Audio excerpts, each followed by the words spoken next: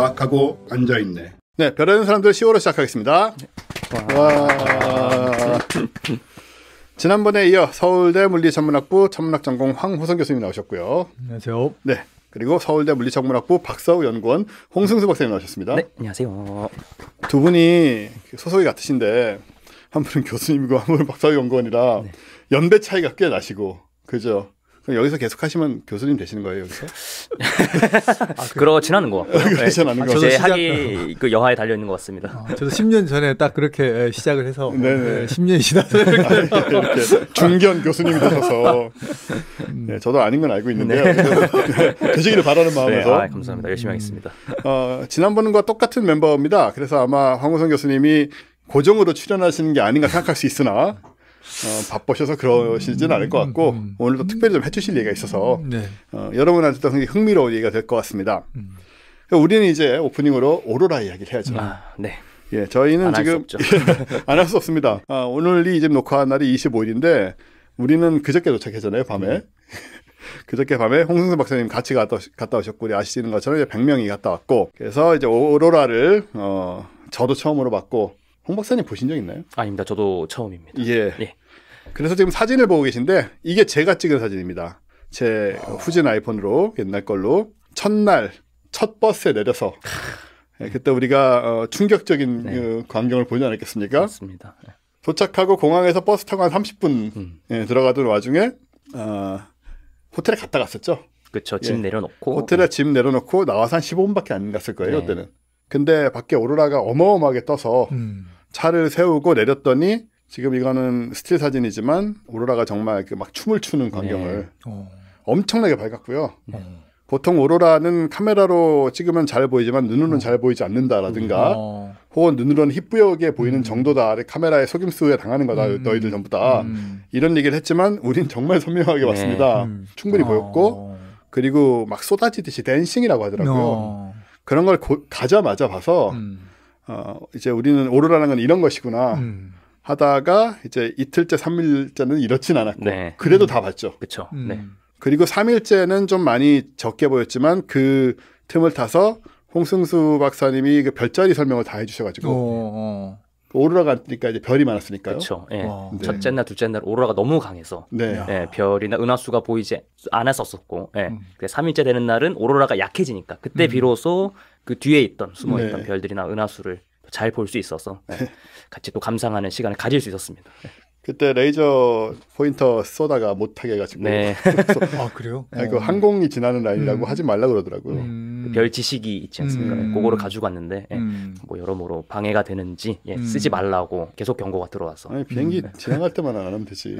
비행기 지나가면 다 보이는데 저도 하나 가져갔다가 한 번씩 이제 조금씩 켰잖아요. 못하게 하면 그만두고 막 그렇게 하긴 했지만 제가 많이 그랬고 홍승 박사님은 정말 근데 진짜로 할 수밖에 없는 상황이 있어요. 별이 너무 많으니까 오히려 별자리가 구분이 안 되는. 그래서 특히 그날 기억났던 게 이제 플레이아드스 성단 그리고 마차부 자리 뭐 이런 거 뭐 북두칠성 카시오페이아는 기본이고 여러 가지를 많이 보여주시면서 그러니까 우리가 한국에서는 그런 별들이 잘 보이지도 않거니와 봐도 뭔지 모르잖아요.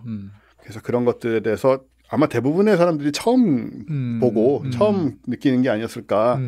그래서 굉장히 좋은 시간을 가졌고 지금 보시는 사진은 이제 나흘째 사진입니다. 또다시 나흘째 어마어마한 오로라가 나타나서 이건 제가 찍은 건 아니고 뭐 벌써 일단 화질이 다르죠. 다른 분이 좋은 장비로 찍으신 거 제가 얻어온 건데 그때 호수 주변에 저렇게 오로라가 엄청나게 생겼고 저것도 나중에 뭐 댄싱하고 커튼 치듯이 이렇게 내려오고 난리 났었는데요.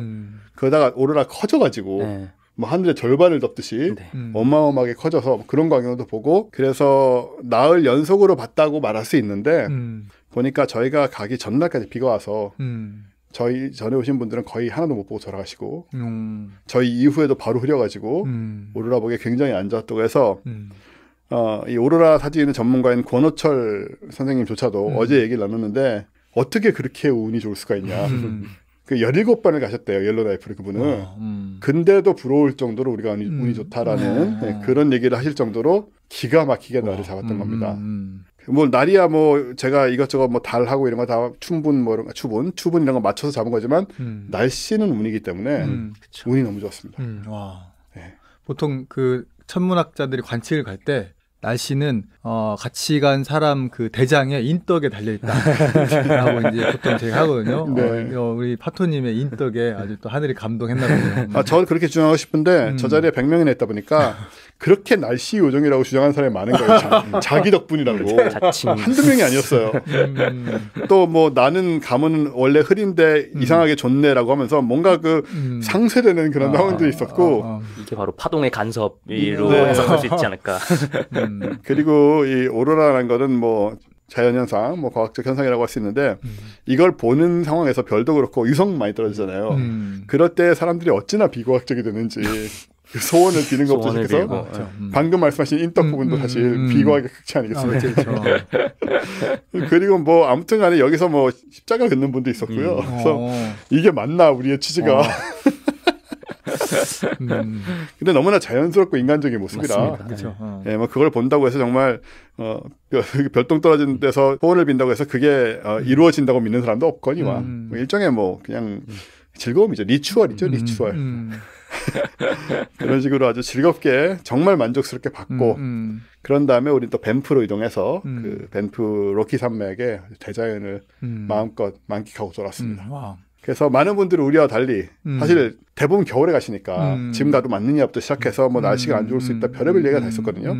특히 전문가 중에서 그런 우려를 보이는 분들이 많지만 우리는 그 모든 우려를 다 불식하고 아주 대성공을 하고 돌아왔다. 정말 대성공이었죠. 진짜 대성공이었습니다. 그래서 지금 내년 8월 12일이 스페인 개기일식이거든요. 원래 갈 생각이 별로 없었어요. 피곤하고. 근데 이것의 대성공을 보면서 뭘 해도 되겠다 이제. 말씀하신 대로 저의 인덕인지 날씨 요정들의 뭐 포진 때문인지 모르겠으나 그래서 그것도 지금 생각을 좀 하고 있습니다. 가면은 또 스페인에 볼 것도 많고 생각보다 과학관도 많고 네, 그리고 뭐 자연, 대성당, 뭐 궁전 이런 거 다 있으니까 그런 생각을 하고 그거는 나중에 벌써부터 뭐 언제 간다 뭐 어쩌고 이런 얘기 할 때는 아니고 준비를 좀 해가면서 상황 흐름에 따라서 여러분한테 말씀을 드리도록 할게요. 여하튼 홍승수 박사님이 그리고 가서 너무 열심히 해주셔가지고 네. 그러니까 홍승수 박사님은 처음 우리랑 같이 가신 건데 가셔서 그 막내 역할이라고 하긴 좀 그렇지만 그냥 그 준 스텝으로서 그 사람들도 많이 챙기시고 그래서 굉장히 도움이 많이 됐습니다. 사실. 예, 감사드립니다. 아닙니다. 감사. 저야 너무 즐거웠고, 예, 그다음에 말씀해주셨듯이 처음 가는 거여서 이제 어떤 분들이 오실지도 모르고 긴장도 많이 하고 걱정도 많이 하고 했는데 너무 다들 좋은 분들만 계셨어가지고. 네. 예. 너무 감사했죠. 예, 같이 즐겁게 여행할 수 있어서. 그래. 저희 여행은 기본적으로 디폴트가 이제 일단 과학과 사람들의 애정 있는 분들이 오시고요. 그리고 서로 간에 아는 분들 많이 있습니다. 저는 몇 년 하다 보니까. 그래서 신뢰가 있어서 큰 문제가 안 생기고 그 진상이 없고요. 그리고 불만이 있어도 뭐 심하게 컴플레인을 한다거나 혹은 뭐 사실 100명이나 갔을 때 어떤 사람이 올지 알 수 없지 않습니까? 한두 명만 이상해도 물 다 흐리고 별의별 사고가 당할 수 있는데 그렇지 않죠. 그래서 저는 사실 패키지를 혐오하기 때문에 패키지 여행을 절대 안 갑니다. 근데도 패키지 여행 같은 걸 만드는 이유는 이제 사람들이 그렇기 때문에 별 걱정 없이 갈 수가 있는 이번에도 마찬가지였고요. 너무들 이 오로라를 제대로 본 거에 너무들 감사하셔가지고 저희 인덕 때문은 아니겠으나 저희 공로같이 느껴지는 그런 느낌이 있었고 다음에 언젠가 황호성 교수님도 시간 있으실 때. 그러게 그 아시겠지만 이게 꼭 일생에 봤으면 하는 두 가지가 있다면 네. 개기일식과 오로라거든요. 개기일식 못 보셨어요? 네, 두 개 다 한 번도 못 봤습니다. 제가. 그렇군요. 내년에 가셔야 되나? 그러게요. 아주 예, 여튼 뭐 일정이 아직은 뭐 좀 정리가 되는 대로 준비가 되는 대로 어떻게 할 것인지. 근데 또 천문학자 둘이 갈 수는 없어요. 그런 부분들이 있어서 여기서 벌써 이제 그 뭔가 어색한 분위기가 형성돼서. 저는 과학과 사람들 회원이기 때문에 돈 내고 회원으로. 회원으로. 여기는 회원이 아니고. 참 애매해지네요 이거. 네, 여하튼 나중에 얘기하도록 하고. 자, 오로라 이렇게 잘 갔다 왔다는 보고 드렸습니다. 그리고 황호성 교수님이 책이 나오셨어요. 여기 지금 보시는 이 천문학이라는 위로라는 이 책인데 이게 재밌는 게 출판사에서 황호성 교수님이 이번에 나오시는 건 모르고 저희한테 북 이벤트를 하달라고 얘기를 하셨더라고요. 9월 달내로 해달라. 근데 우리가 10월 초에 나오신다고 그 김에 나와서 하시는 게 낫겠다라고 해서 예, 북 이벤트를 하게 됐고, 원래 저희가 북 이벤트란 것은 이런 책이 있다, 뭐 이런 책이랍니다 정도의 몇 마디를 하고 자 10권을 드리니까 어떻게 응모하시라고 끝나는 거거든요. 한 1분 내로. 그렇지만 저자가 계신데 그럴 수는 없잖아요. 그래서 책에 대해서 좀 여쭤보려고 합니다. 일단은 제가 제목을 보니까 제목이 천문학이라는 위로, 그러니까 벌써 뭐 그 인문학자 냄새가 풍풍 나고요. 그리고 여기 부제는 방황하는 존재를 위한 암흑 속 길을 찾는 가장 찬란한 우주 강의. 그리고 여기 도서 소개 제가 받은 거엔 밑에 아무튼 그 굉장히 주옥 같은 문장들이 많이 적혀 있습니다. 그래서 제가 궁금한 거는 지난번에 왜 그 서울대 보도자료요. 그 훌륭한 제목. 그것을 제가 그 언론에서 윤색한 것인가 했더니 서울대에서 직접 쓴 것인가 해서 여쭤봤더니 본인이 직접 쓰셨다고 하셨거든요. 그래서 이 제목도 그렇지만 이 뭐 방황하는 존재 어쩌고 하는 이런 약간은 닭살 돋는, 저는 좋아하지만 일부 과학자들에게는 닭살 돋을 수 있는 이런 제목도 본인이 직접 다 작성을 하시는 겁니까? 판매를 위해서? 예상을 하셨겠지만 제가 직접 쓰지 않았고요. 예상할 수 없었습니다. 지난번에 분명 그런 문장 쓰시는 제조를 제가 봤거든요. 그때는 이제 보통 저 옛날에는 그 보도자료라고 하는 거를 네. 기자분들께서 직접 이렇게 다 이해하시고 이렇게 하는 줄 알았거든요. 네. 근데 알고 보니까 다 그냥 과학하시는 분들이 직접 자기가 문장을 써서 드리면 이제 기자분들이 그걸 보고 이제 원하는 대로 이렇게 쓰시더라고요. 맞습니다. 그래서 보니까 하여튼 원래 소스는 과학자분들이 직접 쓰시는 걸 보고 깜짝 놀라긴 했는데 이번에는 책은 출판사에서 알아서 해주셨습니다. 네. 이런 거는요. 보이지 않는 것을 믿는다는 건 분명 큰 용기가 필요하다. 우주는 누구에게나 열려 있다. 이거는 안에 있는 내용 아닌가요? 그것도 아마 주판사에서 안에 뭐가 있는 거야? 안에는 물리학 얘기, 우주 얘기가 있군요. 전문학, 방정식도 나오는 것 같은데요. 네. 자, 여하튼 하지만 정말 기계적으로 딱딱한 얘기를 써놓고 이런 제목으로 붙일 수는 없잖아요. 아무리 출판사라도. 그러니까 어느 정도는 이런 정서가 들어있나 보죠. 천문학이라는 위로 뭐 이런 정서. 이제 원래 취지는 이제 제가 내용은 이제 암흑물질과 암흑에너지에 대한 이야기가 담겨져 있고요. 네네. 근데 그거를 이제 풀어나가다 보니까 뭐 여러 가지 조금 이제 뭐 고흐의 그림도 좀 나오고 다른 고갱에도 그림도 나오고 그래서 이제 어떤 그런 인문학적 요소가 조금 가미되다 보니까 네. 출판사에서 그거를 좀 강조하면 좋겠다라고 이제 그렇게 하시고 제목마저도 그렇게 아주 과감하게 나가셔가지고 그렇게 됐습니다. 네. 좋은 책일 거라고 확신하고요. 저도 지금 뭐 오르락 갔다고 어쩌고 하느라 그거 읽지도 못했고 사무실로 오긴 했는데 이거는 이제 이 황우성 교수님이 방금 사인해서 저한테 주신 책입니다. 이렇게 보니까 위에 무슨 리메기하고 직접 이 이름을 적는 난도 있는 이런 책은 전 처음 봤어요. 저도 처음 봤습니다. 네. 출판사에서 알아서. 기본적으로 사인해서 선물로 주는 그런 칸이 마련되어 있는 이런 책이라는 생각이 들고 그런데 여기 앞에 사진이 이렇게 있거든요. 이 사진인데 이건 옛날 10년 전에 제가 기억하던 모습이고 홍승수 박사님과 비슷한 연배로 보이는데 어떻게 된 거예요? 실제로 그 사진은 작년에 찍었고요. 진짜요? 작년에 찍었고 그러니까 원래 이제 제가 공교롭게도 하여튼 이번 책이 나오는 타이밍과 그게 겹치게 됐는데 책 때문에 나온 건 아니고 원래 제가 방송을 잡아놨는데 책이 이제 계속 늦춰지다 보니까 네. 이번에 나오게 돼가지고 어떻게 겹쳤는데요. 아무튼 네. 최근에 모습이 났습니다. 그렇군요. 머리가 단지 이제 파마를 네, 제가 머리 파마를 한 지 한 달밖에 안 돼가지고 네. 어떻게 보세요? 진짜 얼마 전에 모습이 이랬나요? 예, 제 머릿속은 그렇습니다. 제 기억 속에. 네, 뭐 보고 계셨으니까 검증이 가능하신 경우죠. 자, 천문학이라는 위로 두껍지 않고요. 얼마든지 또 말씀하신 대로 암흑물질과 암흑에너지 관련 책이라니 우리가 항상 관심 있는 내용이고 거기에 인문학적 감성도 들어있다고 하니 어렵지 않게 그 암흑물질과 암흑에너지를 보면서 인문학적인 접근도 할 수 있는 책이 아닌가 생각이 되고 안에도 되게 예쁘게 글씨도 예쁘고 잘 돼 있습니다. 보라색으로 막 이렇게 돼 있고 예, 이 책을 우리는 이제 여러분께 드리는 거죠. 도서 증정 이벤트 10부를 드리고요. 항상 그렇듯이 저희 멤버십 사람들 대상으로 그러니까 응모하시면 받으실 수 있습니다. 가능성이 있습니다. 네. 멤버십 대상으로 저희 뉴스레터 및 홈페이지에 이제 이벤트 게시 및 글이나 링크가 가게 돼서 거기 링크만 누르시면 아주 쉽게 응모하실 수 있고요. 일시는 2025년 10월 3일 금요일, 저희 이 방송이 나가는 날이죠. 10월 3일 금요일부터 10월 12일 일요일 자정까지 해서 한 9일 정도 되는군요. 까지 이 이벤트 응모하실 수 있고, 이거는 이제 랜덤입니다. 선착순은 아니고. 그리고 당첨자 발표는 그 다음 날인 10월 13일 월요일에 개별적으로 저희가 당첨된 분에게 문자를 드리고 있습니다. 그러니까 많이들 신청해 주시고 이 기회에 또 천문학으로 위로를 받으시면 어떨까 생각이 됩니다. 자, 이렇게 책 얘기를 드렸으니 오늘은 지난달에 이어서 황우성 교수님께서 또 해주실 말씀이 있기 때문에, 또한 또 우리가 참여할 수 있는 부분이 있기 때문에 그 얘기를 한번 들어보도록 하죠. 네.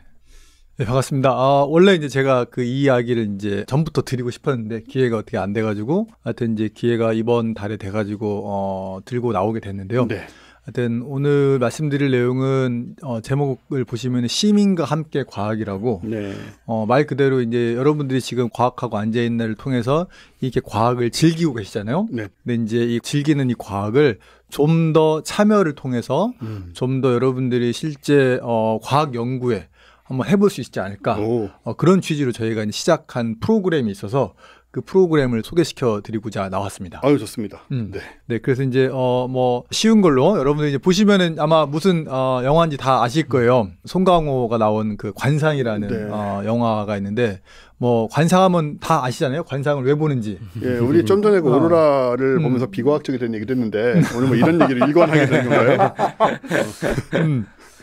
이제 관상이라고 하는 건 여러분 아시면 얼굴을 보고 그 사람의 과거, 현재, 미래를 다 이제 보통 얘기하는 거고, 그래서 사람의 얼굴에서 이제 어떤 걸 저희들이 이제 어떤 공통점이 있는가, 어떤 다른 점이 있는가, 이런 것들을 이제 우리가 알아보는 걸 관상이라고 하는데, 결국에는 뭐 그래서 이제 유명한 대사도 있었죠. 우리 이정재 그래서 내가 왕이 될 상인가. 맞습니다. 그런 것도 대사가 유명한 게 됐는데, 저희들이 은하 연구를 하는 것 중에 하나가 바로 중요한 게 바로 은하의 관상을 보는 거다. 라고 이제 그렇게 얘기를 할 수 있겠습니다. 그래서 아무 말이나 막 하시는구나. 제가 앞장에 섰듯이 이거는 제 같이 동료 교수인 손주비 교수가 강의할 때 쓰는 관상이라는 아이디어를 가져왔습니다. 그래서 하여튼 그래서 하고 싶은 말은, 보시면은 이 멋있는 사진을 보면 이게 바로 은하라고 하는 사진인데, 네. 이 은하라고 하는 게 실제로 잘 뜯어보면은 굉장히 다양한 모습을 가진 은하들이 많이 있거든요. 그 지금 보여드리고 있는 게 가장 대표적으로 3가지 은하의 사진을 가져왔습니다. 그래서 보시면 왼쪽에는 아래 보시면 바람개비처럼 우리가 보통 어렸을 때 갖고 많이 놀았던 네. 바람개비 같은 그런 은하가 있고요. 우리가 이거를 나선 은하라고 보통 부르게 되고요. 오른쪽 위에 보면은 노란색 그 마치 그냥 공처럼 네. 타원처럼 되어 있다고 해서 우리가 타원 은하라고 이제 부르게 되고, 네. 오른쪽 아래는 어떤 타원도 아니고 나선 모양도 아니고 굉장히 불규칙하다라고 네. 해서 우리가 이제 불규칙 은하라고 얘기를 하게 됩니다. 네. 그래서 핵심이 뭐냐면 은하라고 하는 게 사람들의 얼굴의 모습이 다 다른 것처럼 은하도 각기 다른 모습을 갖고 있다라는 게 이제 굉장히 중요한 사실이고, 그렇다면 왜 은하가 서로 다른 모습을 가질까? 이게 이제 과학적으로 이제 의미가 있는 질문이 되겠습니다. 그렇겠네요. 네. 근데 이제 요 얘기를 하다 보니까 그 사람들이 이제 이렇게 질문을 할 수가 있겠죠. 대체 은하란 무엇인가? 라는 질문을 아마 당연히 과학하고 앉아있는 데에서 굉장히 많이 우리가 은하라고 하는 걸 다뤘기 때문에 잘 알고 계실 거로 생각이 되는데, 여기 이제 보여드리고 있는 사진은 우리 천문학자들이 생각하는 우리 은하의 모습을 보여주고 있는 네. 영상이거든요. 근데 이제 뭐 간단한 질문으로 여기서 이제 우리 은하에 태양과 같은 별이 몇 개 정도 있을까요? 라고 하는 거를 이제 질문하신 거예요 지금? 여러분들께 질문하고 있습니다. 여러분이 답하세요. 우리는 대충 알아요. 네, 여러분들 잘 생각해 보시고, 그래서 지금 보여드리고 있는 게 이제 빨간 점, 파란 점 이런 것들 태양과 같은 이제 별인데. 우리 은하에는 태양과 같은 별이 1000억 개 정도 있습니다. 네. 그리고 우리는 이 우리 은하의 중심에 있지 않고, 중심에는 거대 블랙홀이라고 하는 게 있고, 네. 우리는 이제 중심에서 좀 떨어진 부분에 여기에 이제 살고 있습니다. 변두리죠, 변두리. 예, 변두리에 살고 있고, 그리고 우리 은하는 굉장히 커서 여기서부터 여기까지 크기가 대략 7.5 곱하기 10의 17승 킬로미터라고 하는데, 이 길이가 너무나 이제 크기 때문에 천문학자들이 이제 광년이라고 하는 단위를 이제 얘기해서, 광년은 빛이 1년간 간 거리. 그래서 빛이 1초에 30만 킬로미터를 가니까 거기다 3,600을 곱하면 1시간, 24시간을 곱하면 1일, 365를 곱하면 대략 한 9 곱하기 10의 12승 킬로미터가 됩니다. 네. 그래서 빛이 1년간 간 거리인데 여기서부터 여기까지 가면 빛이 8만 년이나 걸리는 것만큼 그러니까 어마어마하게 큰 이제 크기가 바로 은하라고 하는 겁니다. 그래서 우리 은하라고 하는 게 태양과 같은 별이 1000억 개가 모여있는 이런 집단이다. 라고 하는 거고, 그럼 왜 우리 은하는 저렇게 나선 모양을 띠고 있을까라고 하는 거는 천문학자들이 열심히 풀려고 하는 숙제 중에 하나입니다. 네. 근데 재미난 것 중에 하나는 여기 제가 이제 보통 강의를 할 때 많이 하는 질문인데, 우리 은하의 이 사진을 이렇게 모습을 알려면 우리가 카메라를 들고 우리 은하 밖으로 나가서 그쵸. 우리 은하를 사진을 찍어야 이제 우리 은하의 모습을 알 수 있잖아요. 근데 이제 문제는 뭐냐면은 그럼 우리 인류가 보낸 카메라 중에서 가장 멀리 간 게 뭐냐라고 하면 여러분들 잘 아시는 이제 보이저예요. 그렇죠? 근데 보이저가 그럼 어디까지 갔냐라고 하면은 이제 겨우 노란색 점 태양계를 막 벗어났습니다. 네. 이게 무슨 말이냐? 여러분들이 아마 각자 지금 집에 계시거나 어디 계실 텐데 각자 집에서 집이 어떻게 생겼는지 알려면 집 밖에 나가서 사진을 찍어야 되는데 집 밖에 나가지 않고 어떻게 집이 어떻게 생겼는지 모습을 알 수 있었을까라고 하는 게 질문인 거예요. 그렇죠. 다른 은하는 차라리 찍어도 그렇죠. 우리는 못 찍는 거죠. 우리는 못 찍는 거죠. 카메라를 들고 나가야 되는데 아직 들고 나갈 기술이 못 된 거예요. 셀카를 찍어야 되는데 팔이 엄청 짧아. 그렇죠. 안 되는 거죠. 맞습니다. 그래서 우리가 보통 셀카봉을 쓰잖아요. 그 셀카봉을 보내야 되는데 아직 보내기엔 너무 먼 거예요. 네. 그래서 이제 과연 우리 은하의 모습을 어떻게 알았을까? 요거를 이제 보통 제가 그냥 숙제로 내드리고 밥은 잘 안 가르쳐 드립니다. 우리도 그럼 숙제로 풀어드립니다. 그래서 여러분들이 한번 잘 생각해 보시고 검색해 보시고 요새는 또 AI가 잘 대답을 해주기 때문에 AI한테 한번 물어보시고 해서 대체 우리 은하의 모습을 어떻게 알았을까 한번 알아보시면 좋을 것 같습니다. 네. 사실 요거에 대한 답은 이미 제가 이전 거리 측정 시리즈에서 몇 번 말씀드린 적이 있어서 한번 복습을 해보시는 것도 이 숙제에 대한 답을 찾으시기에 도움이 되지 않을까. 그렇습니다. 네. 하지만 대부분 그냥 AI에게 물어보긴 해요. 네. 아무튼 그래서 이런 게 은하라고 하는 거다라는 건데 이제 아까 보여드렸듯이 이 은하라고 하는 거는 당연히 우주에 은하가 몇 개쯤 있을까요? 라고 질문하면은 이제 여러분들 아마 그런 질문도 많이 받아보셨을 거예요. 우주라고 하는 게 과연 얼마나 클까? 무한할까? 유한할까? 만약에 이제 우주가 무한하다면 우리가 볼 수 있는 은하의 개수도 무한한 게 아닐까? 라는 뭐 그런 생각이 드는데 아무튼 그건 나중에 딴 기회 있을 때 얘기할 거고 아무튼 은하가 엄청나게 많다. 수억 개, 수천억 개 넘게 많다는 거죠. 근데 많은데 문제는 이렇게 보시다시피 형태가 굉장히 다양한 거예요. 나선의 형태, 타원의 형태 이런 것들. 근데 이제 은하를 우리가 은하가 어떻게 태어나고 어떻게 진화하는지 알려면은 가장 먼저 필요한 게 은하가 어떤 형태를 띠고 있느냐 아는 게 굉장히 중요해요. 이게 무슨 말이냐? 여러분들이 어떤 사람을 안다는 거는 그 사람의 뭐 키와 몸무게를 알 수도 있고 그 사람의 성격이 어떤지 그 사람의 MBTI 뭔지 이런 여러 가지 것들이 그 사람을 규정하는 거잖아요. 네. 그러니까 은하의 형태라고 하는 것도 바로 은하를 아는 하나의 어떤 지표 같은 거예요. 그래서 은하의 형태를 아는 게 중요한데 문제는 이거를 분류를 누가 제일 잘하느냐?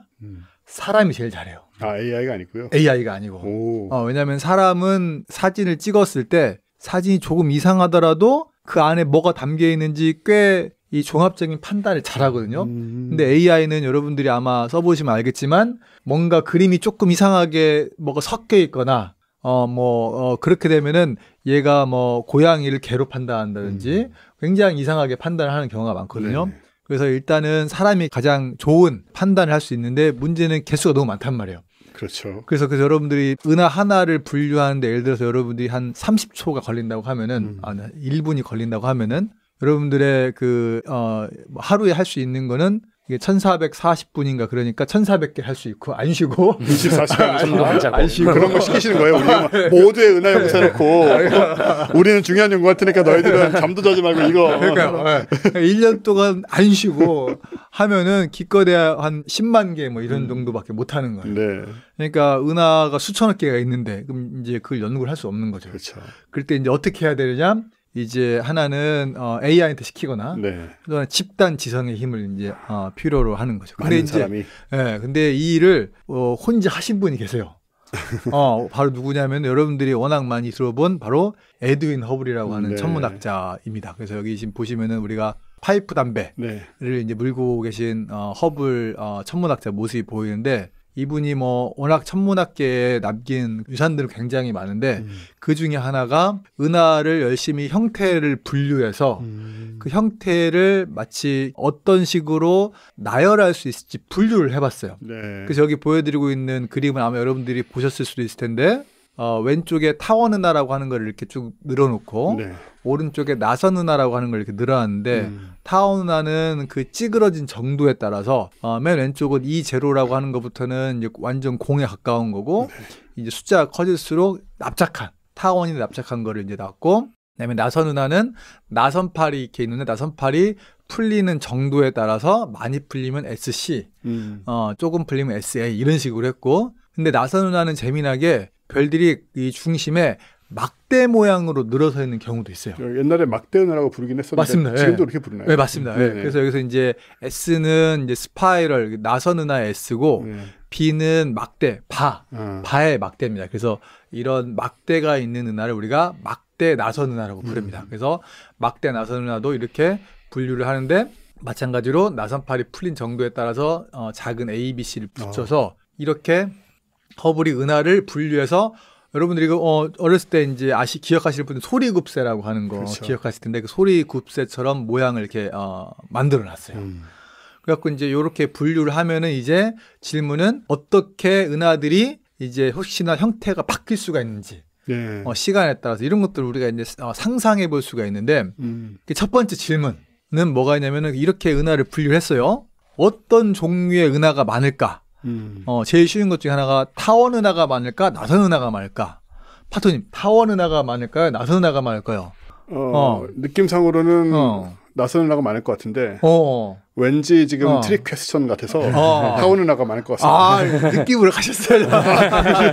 괜히 머리에 섰군요. 그러니까 이제 근데 둘 다 정답인데 그냥 개수로만 따지면은 나선 은하가 많습니다. 개수로만 따지면은. 근데 이제 이게 은하라고 하는 게 덩치 또는 이제 밝기라는 게 있는데 밝기가 조금 어두운 은하일수록 나선 은하가 많고 덩치가 큰 은하일수록 타원 은하가 많습니다. 근데 그게 이제 왜 그런지 바로 이어서 또 질문이 하나가 있는데 그 이제 또 다른 질문은 뭐냐면은 은하라고 하는 게 마치 생물과 같아서 한번 태어나면 그 형태 그대로 계속 늙어 죽을 때까지 있는 게 아니거든요. 네. 얘가 계속 형태를 바꿔요. 그럼 질문은 뭐냐면은 이렇게 형태를 분류했을 때 타원 은하가 나선 은하로 진화하는 게 자연스러울까요? 나선 은하가 타원 은하로 진화하는 게 자연스러울까요? 네. 질문입니다. 느낌상으로는 그러니까 저기서 지금 중력이냐 아니면은 뭐 원심력이냐 뭐 이런 문제인 것 같은데 쉽게 생각하셔요. 너무 어렵게 생각하시면 안 돼요. 그러면은 타원 은하가 나선 은하로 발전한다라고. 그렇죠. 바로 허블도 그렇게 생각을 했어요. 왜냐? 틀린 건가요, 근데 혹시? 뭔가 이거 계속 당하는 것 같은데. 심리전에 당하는 것 같아요, 심리전에. 너무나 잘 얘기하셨는데 너무나 당연하게 우리가 생각했을 때 그냥 있는 그대로 보면 타원 은하의 형태가 굉장히 단순하잖아요. 단순한데 나선 은하 형태는 굉장히 복잡하잖아요. 우리가 생각을 했을 때 뭔가 생물이 생겨나면 당연히 단순한 거에서 복잡한 거로 진화한다는 게 굉장히 자연스럽잖아요. 그렇죠? 그래서 타원 은하가 나선 은하 쪽으로 진화하는 게 그러지 않을까라고 해서 사람들이 이제 저거를 뭐라고 부르냐면 타원 은하를 이제 영어로 얘기하면은 early type 은하, early type. 이게 한국말로는 조기형이라고 부르는데 우리 먹는 조기 말고 이제 빠르다. 그다음에 나선 은하를 영어로는 late type 은하. 그러니까 late type은 후기형. 근데 한국말로는 만기형이라고 번역을 하는데 그래서 타원 은하는 아마 일찍 생겨서 조기형 은하일 거고 그다음에 얘가 시간이 지나서 나선 은하로 진화해서 후기형 은하가 됐을 거다. 라고 사람들이 다 이렇게 이름을 붙여놨어요. 직관적으로는 그렇게 느껴지는데요. 그렇죠. 그 사람들이 그렇게 생각을 했고 그게 이제 자연스러울 것 같다라고. 근데 놀랍게도 다음 이제 시뮬레이션 하나 보여드리겠습니다. 두 개의 나선 은하가 지금 있습니다. 두 개의 나선 은하가 충돌을 했어요. 뭐가 생겼죠? 타원 은하가 생겼네요. 타원 은하가 됐습니다. 그 놀랍게 이제 은하라고 하는 거는 처음 태어날 때 이제 각운동량이라는 것 때문에 얘가 아까 나선이 있는 것도 결국 이제 가군동량 때문에 이제 처음에 이렇게 돌면서 생겨났다가 네. 시간이 지나면서 은하와 은하가 굉장히 많기 때문에 서로 중력에 의해서 이끌리게 돼요. 그러다 보니까 이끌리다 보니까 충돌을 하거든요. 충돌을 하는데 문제는 그 와중에 서로 원래 갖고 있던 가군동량을 쉽게 손쉽게 없앨 수가 있어서 나선의 모양이 유지되지 못하고 결과적으로는 매끈한 타원 은하가 됩니다. 그렇군요. 네. 그래서 사람들이 처음에는 조기형 은하가 만기형 은하로 진화하는 걸로 생각을 했다가 실제로 우리가 알고 있는 물리 법칙을 넣어서 중력 법칙을 넣어서 시뮬레이션을 해보니까 반대 경우가 훨씬 더 많다. 그게 더 자연스럽다는 걸 깨달아서 지금은 나선 은하가 타원 은하로 진화한다라고 생각하는 게 자연스러운 생각입니다. 이름도 다 바뀌었겠네요. 놀랍게도 천문학자들은 보수적이어서 이름은 바꾸지 않았어요. 네, 이럴 줄 알았어요. 지금까지 13년 하면서 분명히 안 바꿨다 이거. 대중들이 헷갈리던 말던 분명히 그렇죠. 그대로 쓰고 있다고 생각했거든요. 그래서 이제 학생들한테 가르칠 때 되게 이상하죠. 만기형, 그러니까 이제 레이 타입 갤럭시가 조기형 은하로 진화를 하고 있다라고 이렇게 가르치고 있습니다. 네. 역시. 사실 뭐 이런 경우가 일상생활에 많지 않습니까? 경로 우전성이라고 하는 것 같던데 이 쿼티 자판도 사실은 옛날에 그 타자기가 있던 시절에 그렇죠. 빨리 치면은 타자기가 엉키니까 속도를 늦춰서 치기 위해서 불편한 배열로 만든 게 현재 쿼티 배열인데 지금은 전혀 이 불편한 배열을 쓸 이유가 없는데 그때 사람들이 손에 익어서 아직도 쓰고 있다. 네. 이런 거. 한 번 정해지고 나면 한 번 정해지고 뭐 나중에 그 헷갈리는 거는 그냥 한 번만 가르쳐주면 되니까 오히려 그렇죠. 그렇게 천문학계 하지만 천문학은 과학 아니겠습니까? 과학계에서 이렇게 불합리한 전통을 유지하고 있다는 것도 참 우리가 생각해볼 문제가 아닌가. 과학이 하지만 인간이 하는 거다. 근데 이제 물론 다른 게 있는데 뭐냐면은 그렇다면 모든 나선 은하가 나중에 결합을 하면 합병을 하면 타원 은하가 되느냐 또 그게 아니긴 해요.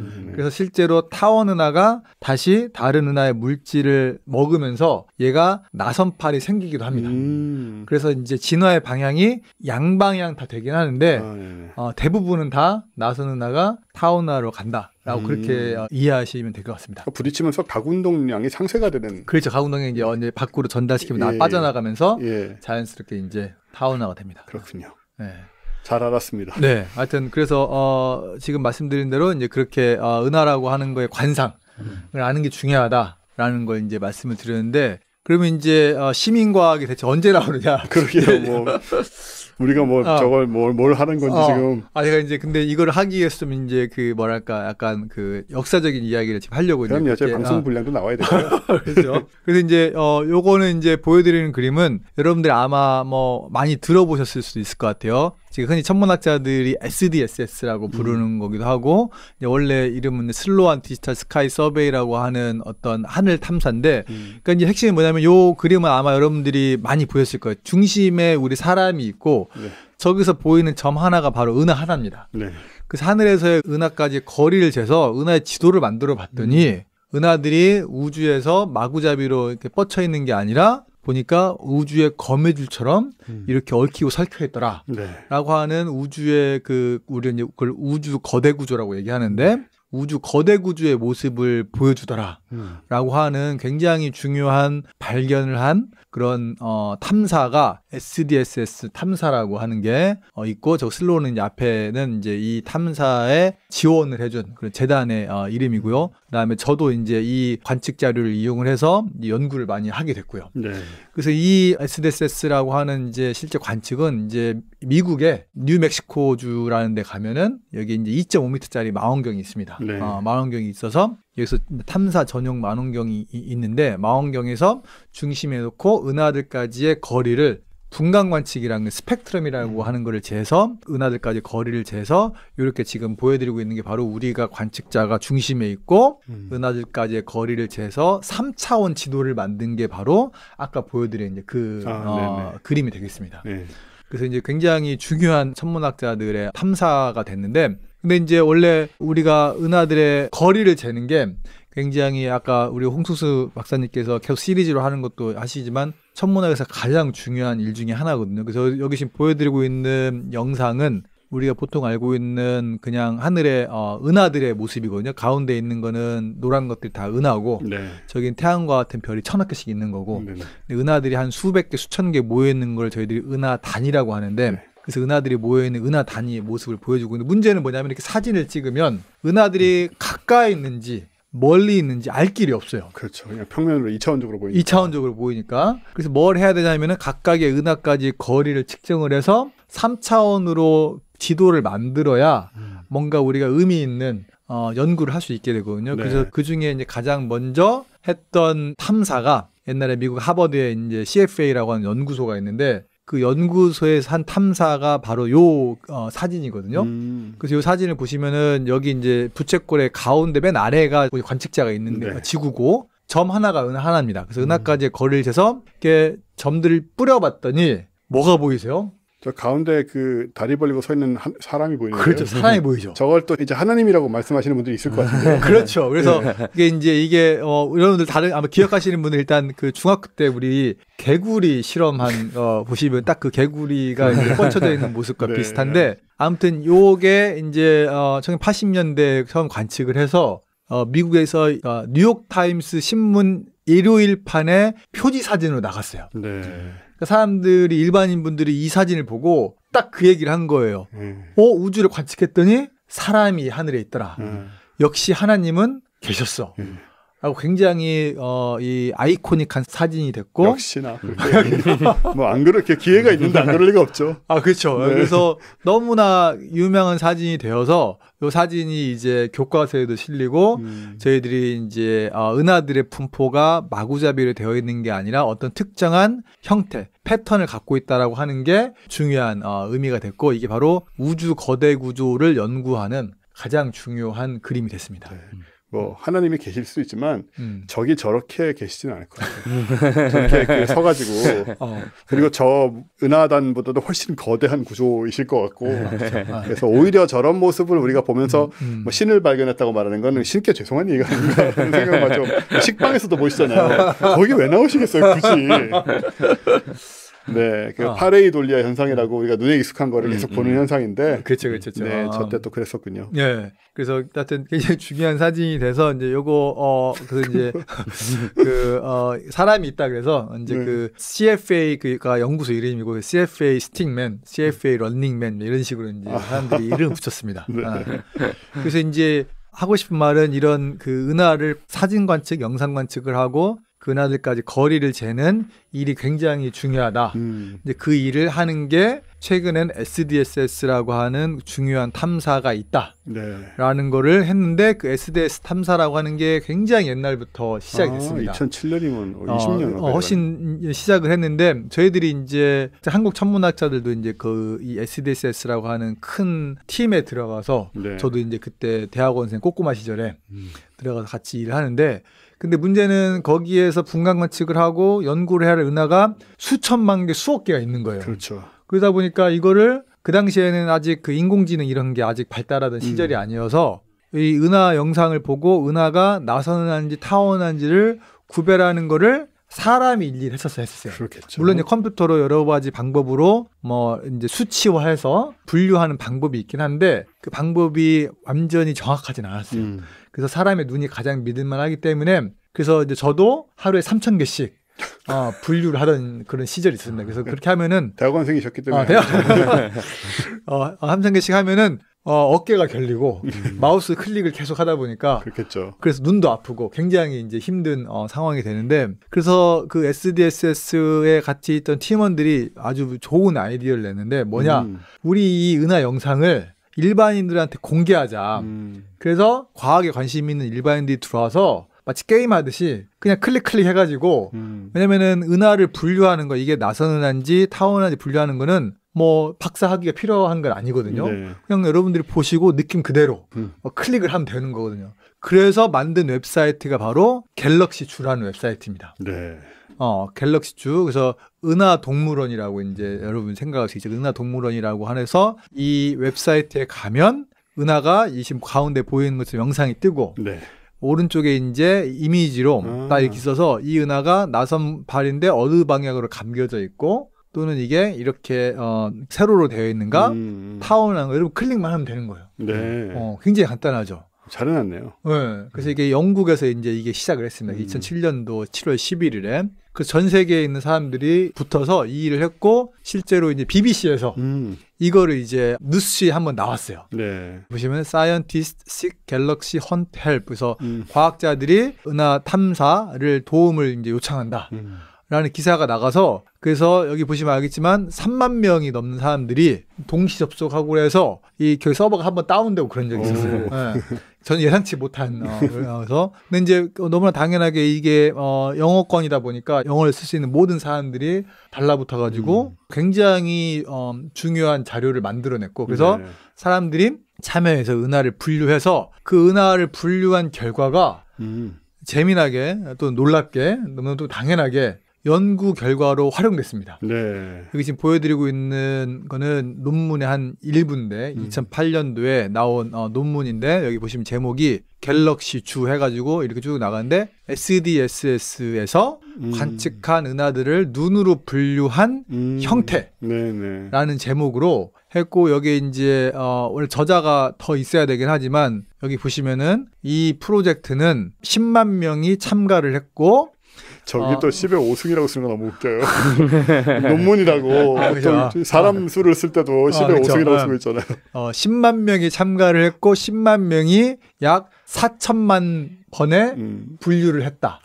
그래서 분류한 결과를 가지고 논문을 썼다라고 한 거예요. 그래서 이게 말 그대로 시민 여러분들이 실제 참여를 해서 그 참여해서 만든 자료가 과학적으로 유의미한 연구 결과로 활용된 굉장히 중요한 사례가 됐습니다. 저희 옛날에 저거보다 전에 아마 90년대 말에 그 세티에서 세티 애톰이라고 그렇죠. 그거는 뭐 제가 하는 건 아니고 컴퓨터 그냥 쓰게 만들어주는 건데 그거를 몇 년 동안 돌린 적은 있거든요. 그렇죠. 그때는 우리나라에 그거 하는 사람이 별로 없었을 거예요 아마. 어쩌다 알아가지고. 맞아요. 예. 그래서 화면 보기로 맞습니다. 이렇게 뭐 그 지형 같은 거 이렇게 돼가지고 그래프 이렇게 움직이고 있고 그걸 했었던 기억이 나는데 이건 이제 어쨌든 손으로 또 해야 되는 거니까. 그렇죠. 그거보단 품이 더 들어가는 작업이거든요. 그렇죠. 네네. 그래서 이게 2007년 8년도에 이제 일어나는 거였는데 그래서 이제 SDSS라고 하는 이 거대한 팀이 있었는데 그 팀에 원래 이제 말하자면은 한국 사람들이 그 자료를 쓰기 위해서 팀 멤버가 돼야 했었거든요. 그 저희들이 고등과학원에 계신 박창범 교수님이라는 분을 필두로 해가지고 이제 가입비를 내고 들어가서 대략 박사급 연구원 한 10여 분하고 학생분들하고 해가지고 이 팀에 참가해서 같이 일을 하고 있었습니다. 그래서 이제 SDSS라고 하는 탐사 자체는 2000년부터 시작을 해서 지금도 계속 진행되고 있어요. 이렇게 여러 가지 단계로 해서. 그래서 저희들이 이제 보통 옛날 사진이긴 하지만 SDSS 자료를 잘 활용하기 위해서 우리가 여기 KSG라고 첨성대 사진도 넣고 이런 로고도 만들어서 코리안 사이언티스트 그룹 한국 과학자 그룹이라고 하는 걸 만들어서 저희들이 고등과학원에 모여서 자료를 어떻게 활용하는지 연구도 하고 그리고 이제 워크샵도 해가지고 같이 이제 사진 찍었는데 여기 보시면 사진이 2005년도 사진인데 제가 대학원 시절이거든요. 제 사진도 있습니다 여기에. 여기 뭐 알만한 분들 좀 있지 않을까요? 그래서 알만한 분들이 이제 많이 계신데 가운데 보신 여기 계신 분이 이제 박창범 교수님 여기 저번에 예전에 나와서 나오셨죠. 암흑 에너지에 대해서 이제 발표를 해주신 분. 젊으시네요. 예, 젊으시고 그다음에 여기 왼쪽에 김성수 교수님이라고 한번 아마 그 로켓 관련해가지고 책도 쓰시고. 나오시고 여기에 바로 K 박사님이 계십니다. 저도 이제 보면서 긴가민가 했거든요. K 박사님이 계시고 저는 여기에 있습니다. 꼬꼬마 대학원. 와, 진짜 꼬꼬마다. 이건 제가 기억할 때하고도 또 다른데요. 그래서 2005년대에서 그때 이제 플랜카드를 들 그런 이제 시절이었죠. 이렇게 막 늘어서 플랜카드 붙잡고 있어야 되는. 그래서 이제 저희가 이렇게 이 자료를 공부하고 하던 시기가 있었는데, 근데 한 가지 여기 책을 하나 또 소개해드리면 이제 그게 번역되지 않았는데. Grand and Bold Thing이라고 해서 이 SDSS라고 하는 이 탐사가 천문학계에 끼친 영향이 어마어마한데 이게 어떻게 구성이 되고 어떻게 이 형성이 되고 또 짐건이라고 하는 굉장한 그 중요한 기여를 하신 분이 어떻게 이 일을 시작했는지에 대한 이 스토리를 그 책 쓰시는 분이 그 워낙 감동을 받아서 제가 이 스토리를 책으로 남기고 싶다고 해가지고 이 SDSS에 얽힌 이야기를 책으로 남겼습니다. 재밌겠네요. 네, 재밌는데 제가 번역할 생각을 못했는데 아무튼 저희 읽어봤는데 재밌습니다.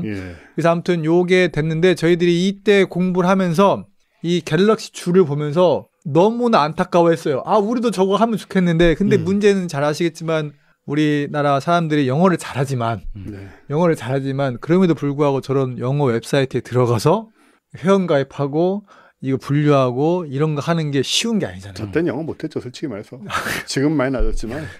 그래서 저희들이 너무나 하고 그때 2007년 8년도에 모여서 우리도 이거를 한국어로 하자라고 다짐만 했습니다. 다짐만. 다짐만. 다들 뭐 대학원생 바쁘신데 지금 그거 뭐 가장 이제 필요한 게 당연히 돈이 일단 그렇죠. 하려면 돈이 필요하고 또 어떤 누군가는 또 그거에 시간을 써서 준비를 하고 이런 걸 해야 되기 때문에 저는 그때 꼬꼬마 대학원 시절이기 때문에 뭐 어르신들이 말씀하시는데 뭐 그냥 듣고 하면 좋겠다라고 얘기만 할 정도였지 실제 뭐 나서서 해보겠습니다 할 정도는 아니었던 거죠. 네네. 아무튼 이런 시절을 겪다가 마침내 15년이 지나서 15년이 지나서 저희들이 진짜 이 프로그램을 할 때가 됐습니다. 네. 할 때가 됐고 할 수 있게 되었고 그래서 제목을 시민과 함께 과학인데 이 일을 할 수 있게 된 가장 중요한 분이 바로 박찬범 교수님이십니다. 어쩐지 그러실 것 같아요. 이제 박찬범 교수님께서 이제 고등과학원에서 고등과학이라는 게 여러분 잘 아시다시피 순수 과학을 연구하는 그런 연구소인데 거기에서 오픈 키아 센터라고 하는 게 있는데 이거는 대중과 함께하는 그런 이제 센터입니다. 그래서 대중과 함께할 수 있는 그런 프로그램을 이제 만드는 그런 센터인데 보통은 대부분 뭐 그냥 강연 같은 거가 되게 이제 쉬운 거긴 한데 우리가 15년 전에 했던 약속을 지키기 위해서 박찬범 교수님께서 드디어 예산을 확보하고 그래서 이제 일을 벌이셨습니다. 그래서 박찬범 교수님께서 이제 제가 그 꼬꼬마 대학원 시절에서 이제 조금 커서 박찬범 교수님이 이제 대답을 위원장을 하고 저를 총무로 앉히면서 하자라고 해서 이걸 했고 그래서 이제 여기 보면 아이디어는 고등과학원 오픈키 센터에서 후원하는 시민과 함께 과학은 과학자들이 실제로 활용하는 방대한 양의 자료를 대중에게 공개함으로써 시민들이 직접 연구 자료를 가공하여 연구에 참여할 수 있도록 합니다. 여기 핵심이 뭐냐면은 그러니까 시민분들이 수동적으로 과학을 즐기는 게 아니라 능동적으로 참여하는 거예요. 그렇죠. 그래서 그 연구 결과가 진짜 아마추어 단계에서 끝나는 게 아니라 진짜 프로 레벨에서 연구 결과로 활용되는 거예요. 역할을 할 수 있는 거죠. 그렇죠. 시민들이. 그렇죠. 중요하죠. 그게 저희들이 이제 하려고 한 거고 그래서 과학자들은 이 시민들의 결과를 이용해서 더 유의미한 분석을 수행함으로써 과학 연구의 선순환을 기대할 수 있습니다. 네. 우린 저건 못하니까 우리는이란 건 저은 말입니다. 이 중에서는 저는 못하고 근데 가끔씩 보면 딴 얘기인데요. 아마추어들께서 그 유의미한 분석을 시도하시는 경우가 있어요. 근데 대개의 경우 그 결과가 참 좀 두렵거든요, 상황이. 저희는 이제 보통 그 제야 과학자라고 제야 과학자. 뭐 아시겠지만 보통은 이제 그런 분들이 자기만의 이제 상대성 이론을 맞습니다. 이제 넘어섰다. 저한테도 그런 분이 몇 년째 얘기를 하고 계신데. 그렇죠. 저는 계속 볼 때마다 나는 이걸 판단할 능력이 없으니까. 그리고 줄글로 쓰지 마시고 말로 쓰지 마시고 그 수식을 갖춘 논문 형태로 만들어서 뭐 어디다 제출을 하시라고 이거 말로 논리로 말씀하시면 안 되고 그 논리로 말하는 건 우리가 다 대중과학서 통해서 보는 거지 학자들은 이렇게 말로 맞춰서 논리를 만들지 않습니다. 그렇죠. 그렇게 얘기를 이제 올해 몇 년간 제가 드렸어요. 근데 요즘은 좀 조용하신데 본인은 또 철석같이 좀 믿고 있는 부분이 있어서 예, 뭐 양자역학 뭐 특히 또 이런 분들은 항상 그 굉장히 신비한 것만 신비하다기보다는 굉장히 좀 상대성 이론 양자역학 혹은 블랙홀 이런 뭔가 좀 그런 거 있잖아요. 그런 팬시하죠. 것만 팬시한 것만 연구하시는 경향이 있습니다. 그렇죠. 그래서 아무튼 우리는 이제 그러면 안 되겠고 이렇게 우리는 우리가 할 수 있는 일을 함으로써 프로들에게 그 데이터를 쓸 수 있도록 제공을 하자. 그렇죠. 그게 중요한 거죠. 그렇죠. 저희들이 그래서 이제 궁극적인 생각은 여러분들이 참여를 하시고 저희들이 분석을 해서 논문으로 이제 게재를 할 예정인데 논문으로 게재할 때 유의미한 기여를 하신 분들 뒤에 가겠지만 그래서 모든 시민분들이 저자로 논문의 저자로 이제 참여할 수 있게 하는 게 저희들의 이제 목표고. 그렇군요. 여러분 논문이 나와서 저자로 나오면은 가문의 영광이잖아요. 그게. 그럼요, 그래서 그럼요. 가보를 이렇게 인쇄해서 가질 수 있도록 하는 게 저희들이 일단 목표입니다. 영화에서 그 엑스트라로 크레딧 하나 올라가도 얼마나 기쁜 일인데요. 그러게요. 예. 시민 7 뭐 이런 식으로 올라가도 그렇죠. 시체 4. 그래서 이제 저희들이 그 일을 시작을 이제 했고 네. 말씀드린 대로 여기 오른쪽에 계신 분 언제부터 시작하신 거예요, 정확하게? 정확하게 뒤에 가서 이제 말씀을 드릴 텐데 한 딱 2년 전에 이제 시작을 했고. 네. 이제 여기 박창범 교수님이 이제 중요한 역할을 하셨는데 네. 제가 일부러 박창범 교수님 유튜브 채널을 이제 캡처를 해왔는데 네. 그 이유는 많은 구독을 부탁드린다고. 지난번에 본인도 박창범 교수님도 이제 사진 보니까 기억이 나거든요. 유튜브 채널을 말씀을 하셨고 그럼에도 불구하고 어째 좀 많이들 구독을 안 하는 것 같은 면이 있습니다만은 여기 들어가면 재밌는 거 많겠죠. 재밌는 게 많습니다. 특히 네. 이제 그 박창범 개. 박찬호 교수께서 이제 개를 키우시다 보니까 네. 개랑 같이 노는 사진을 많이 해서 혹시 반려견을 좋아하시는 분들은 그런 걸 보고 싶죠. 여기 순간들이란 게 어떤 그 천문학적인 어려운 뭐 여기 칠판 뭐 쓰고 계신데 저런 칠판 필기하시는 게 아니라 개와 노는 모습. 유튜브는 그런 걸 해야 됩니다. 실제로 저기에 굉장히 과학적인 내용이 많거든요. 네, 저는 이제 들어가서 알고 있습니다만은. 네. 여러분들 꼭 한번 들어가 보셨으면 하는 바람에서 네. 제가 한번 가져왔고, 근데 이제 왼쪽에 있는 그림이 조금 또 의미가 있는 그림인데 저희들이 이제 지금 말씀드린 굉장히 중요한 자료인 SDSS라고 하는 그 관측 탐사가 네. 이제 결국에는 시작은 미국 과학재단에서 이제 돈을 받아서 시작을 한 거거든요. 네네. 근데 과학재단에서 이제 돈을 받기 위해서는 제안서라는 걸 여러분들은 이제 항상 기획서를 내야 되잖아요. 네. 그 제안서를 냈던 표지를 가져왔습니다. 아하. 그래서 이제 보시면은 이제 사람이 있고 사람이 이제 우주를 바라보면서 우주의 이런 은하들의 그 분포를 가리키고 있는 모습이 나오잖아요. 그럼 여기 그 당시에는 관측을 하지 않았기 때문에 요거는 뭐냐면은 컴퓨터 시뮬레이션으로 만든 가상의 지도예요. 이 지도를 누가 만들었냐? 박찬범 교수님이 만든 거예요. 여기 93이라고 써주는 거는 1993년인가요? 맞습니다. 그 시절에 이미 맞습니다. 박창범 교수님이 시뮬레이션을 하셔서 그걸 제안서 표지로 넣어서 이게 제안서로 제출이 됐다. 그렇습니다. 역시 네. 정말 대단하신 분이네요. 원래 박창범 교수께서 이제 원래 처음 시작은 컴퓨터 시뮬레이션을 이제 시작을 하셔서 그래서 컴퓨터 시뮬레이션으로 우주 거대 구조를 연구하시는 분이셨고 그래서 그 당시 시뮬레이션으로 이제 우주 거대 구조를 예측을 했고 나중에 이제 관측으로 이제 확인한 작업을 우리 SDSS가 이제 시작돼서 비로소 이제 할 수 있게 되는데 그걸 하기 위해서 제안서를 냈는데 그 제안서 표지가 교수님께서 만드신 그림이 들어갔다. 네. 라고 하는 거를 좀 말씀드리고 싶어서 가져왔습니다. 멋집니다. 네, 아무튼 이런 그 히스토리로 저희들이 시민과 함께 과학이라고 하는 프로그램을 시작을 했습니다. 네. 위원장은 박찬범 교수님, 저는 총무. 네. 근데 저희들이 이제 시민과 함께 과학이라는 걸 말 그대로 어떤 분야든 어떤 프로그램인지 할 수 있는 거거든요. 그래서 그렇죠. 현재 지금 총 3가지 프로그램을 저희들이 이제 프로젝트를 시작하고 있습니다. 하나는 첫 번째로 이제 오늘 말씀드리는 모두의 은하 연구소라고 하는 거고 거기에 이제 단장으로 제가 프로젝트를 이끌고 있고요.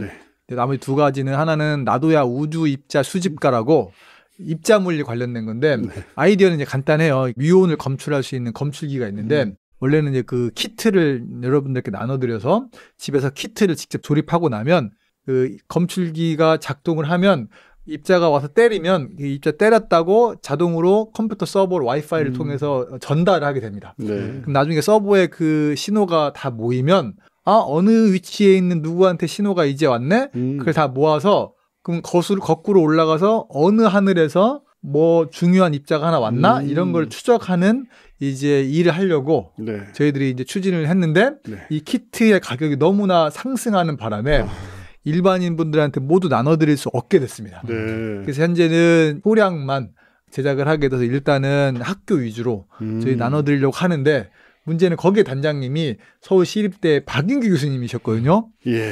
박인규 교수님이신데 그분이 여러분들 아마 과학학원 있는데 앉아있는 사람 여러분들이 아시겠지만 지금은 공무원으로 옮겨갔습니다. 그 직전에 저희 출연하셨어요. 그리고 금방 지금 차관급으로 지금 올라가 계신. 그래서 아쉽게 이 프로젝트는 지금 일단 정지.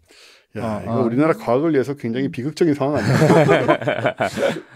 그래서 이제 키트는 다 준비가 됐는데 조립을 했는데 일단 단장님께서 일단 급하신 일이 있어서 나중에 이제 돌아오시거나 대체자가 생기시면 이제 그때 이제 어떻게 다시 진행할 예정이고 네. 세 번째는 소리탐험대라고 이거는 이화여대 장희곤 교수님께서 이제 주도하시는 건데 재밌습니다. 뭐가 재밌냐면은 이분은 아이디어가 뭐냐면은 소리를 녹음할 수 있는 기기를 일반인도 나눠드립니다. 네. 그래서 자기가 집에다 그냥 뭐 베란다에 놔서 그냥 자연의 소리를 다 녹음하는 거예요. 그래서 어떤 소리가 녹음될지 모르는 거죠. 그렇죠. 물론 이제 옆집에서 싸우는 소리도 녹음될 수 있을 텐데, 그래서 자연의 소리를 녹음하면 역시 마찬가지로 그거를 자기가 파일을 웹하드 같은데 업로드를 하면 그 소리를 인공지능이 자동으로 분석을 해서 사람 소리 다 빼고 네네. 자연의 소리 중에서 우리가 평소에 들어보지 못한 생물의 소리.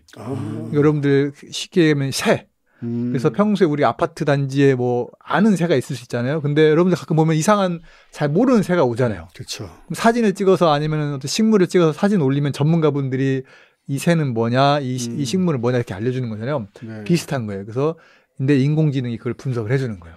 저희 동네에 요즘 어쩌다 한 번씩 밤에 정말 정체를 알 수 없는 악받친 동물의 소리가 나거든요. 근데 저도 뭐 동네 길고양이도 많고 좀 고양이가 내는 소리는 잘 안단 말이에요. 근데 이거는 쟨 뭐지? 너무 악받친 그 짐승 소리 새는 아닌 것 같아요. 개인지 고양이인지 뭔지 모르겠지만 원한이 느껴져요. 좀 무서워요. 밤에 들으면 갑자기. 고라니 소리 아닌가요? 동네에 또 고라니가 살 정도까지는 아니라서 이게 뭔가 하는 궁금증이 있는데 뭐 예를 들어서 이런 게 나가면 그렇죠. 또 분석하고 뭐 이러시겠네요. 그렇죠. 네. 네.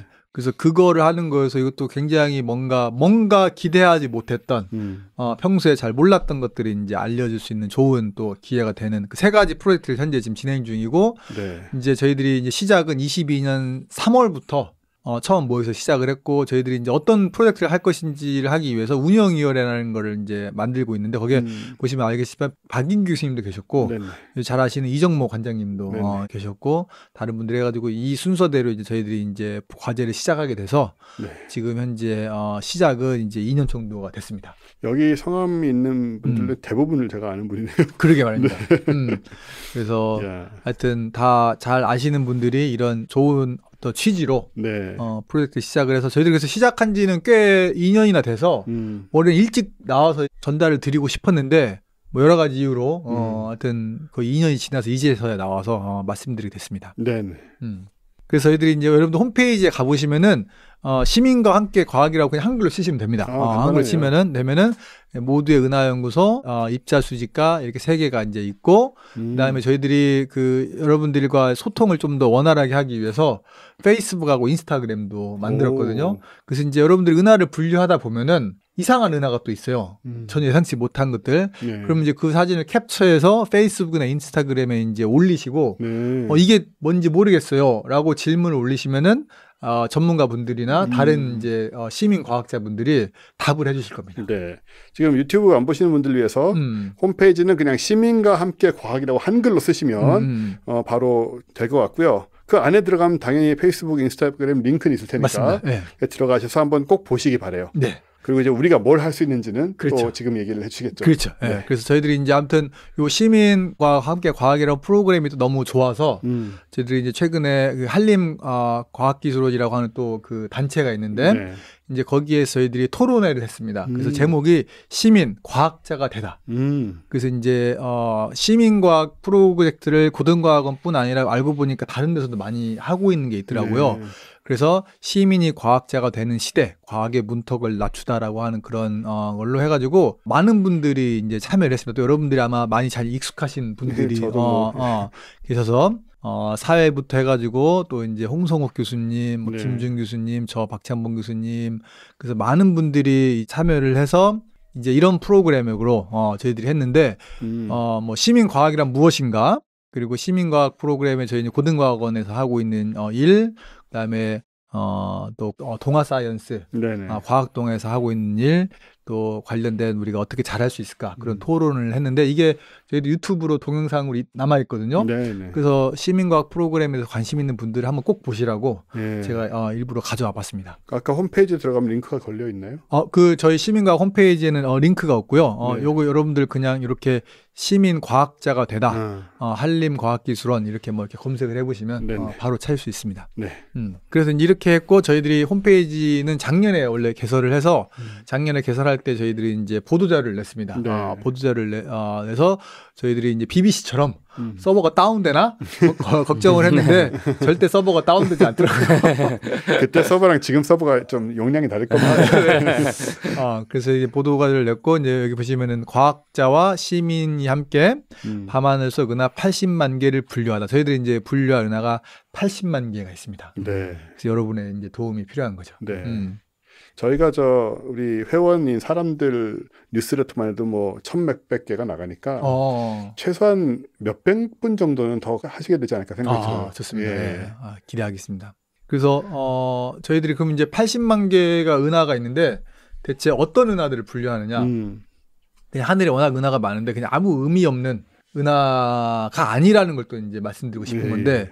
이제 저희들이 분류를 할 은하가 바로 여기 보면 에이스펙이라고 하는 게 있는데 저희들이 에이스펙이라고 하는 이제 실제 천문학자들이 하고 있는 프로젝트인데 바로 메이드 인 코리아 또 K 과학입니다.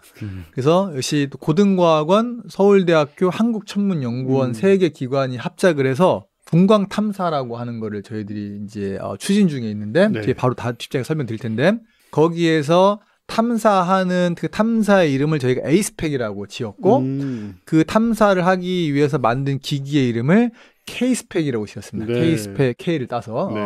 그래서 요게 저희들이 은하를 80만 개를 관측할 거예요. 80만 개 분류하는 은하가 바로 뭐냐면은 실제 저희들이 과학 연구에서 관측을 할 80만 개의 은하를 대상으로 하는 겁니다. 관측으로서 지금 의미를 가지고 있는 주요 은하들 80만 개. 아무 의미 없는 80만 개가 아니라 실제 과학 연구에 활용이 될 80만 개의 은하를 더구나 한국 과학자들이 주도적으로 만들어서 하고 있는 그 탐사 프로젝트에 쓰일 겁니다. 그렇군요. 아주 구체적으로.